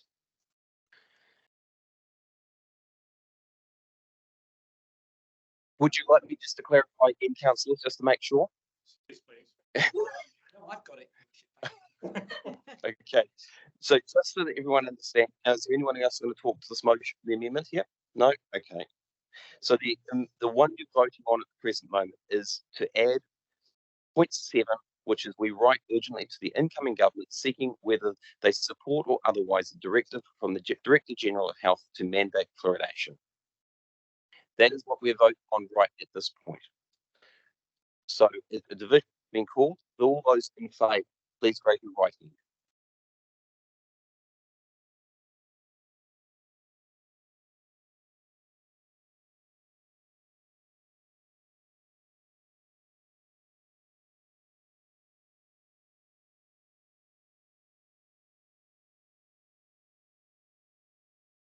Those against, please raise your right hand.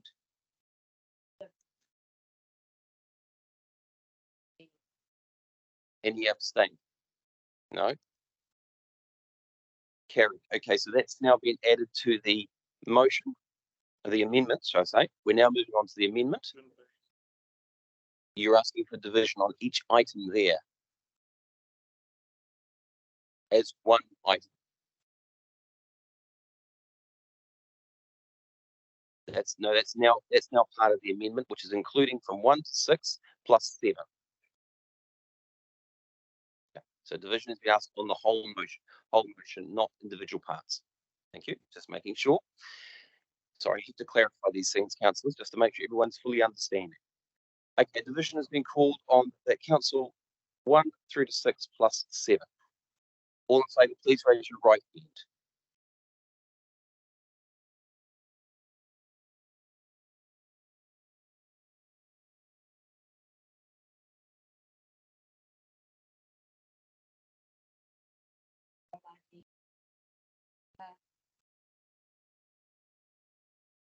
Okay, and those against? Those abstaining? Councillor Cooper, that is inappropriate language. I apologise.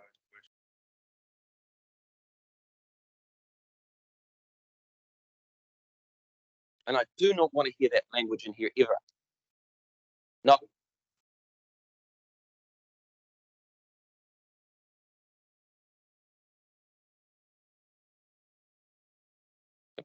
Okay, so the amendment has become a substantial motion. Division for the whole thing, so it's now we'll vote on the whole motion as it is, because it's now the amendment has become a substantial motion, okay? All those in favour, please raise your right hand.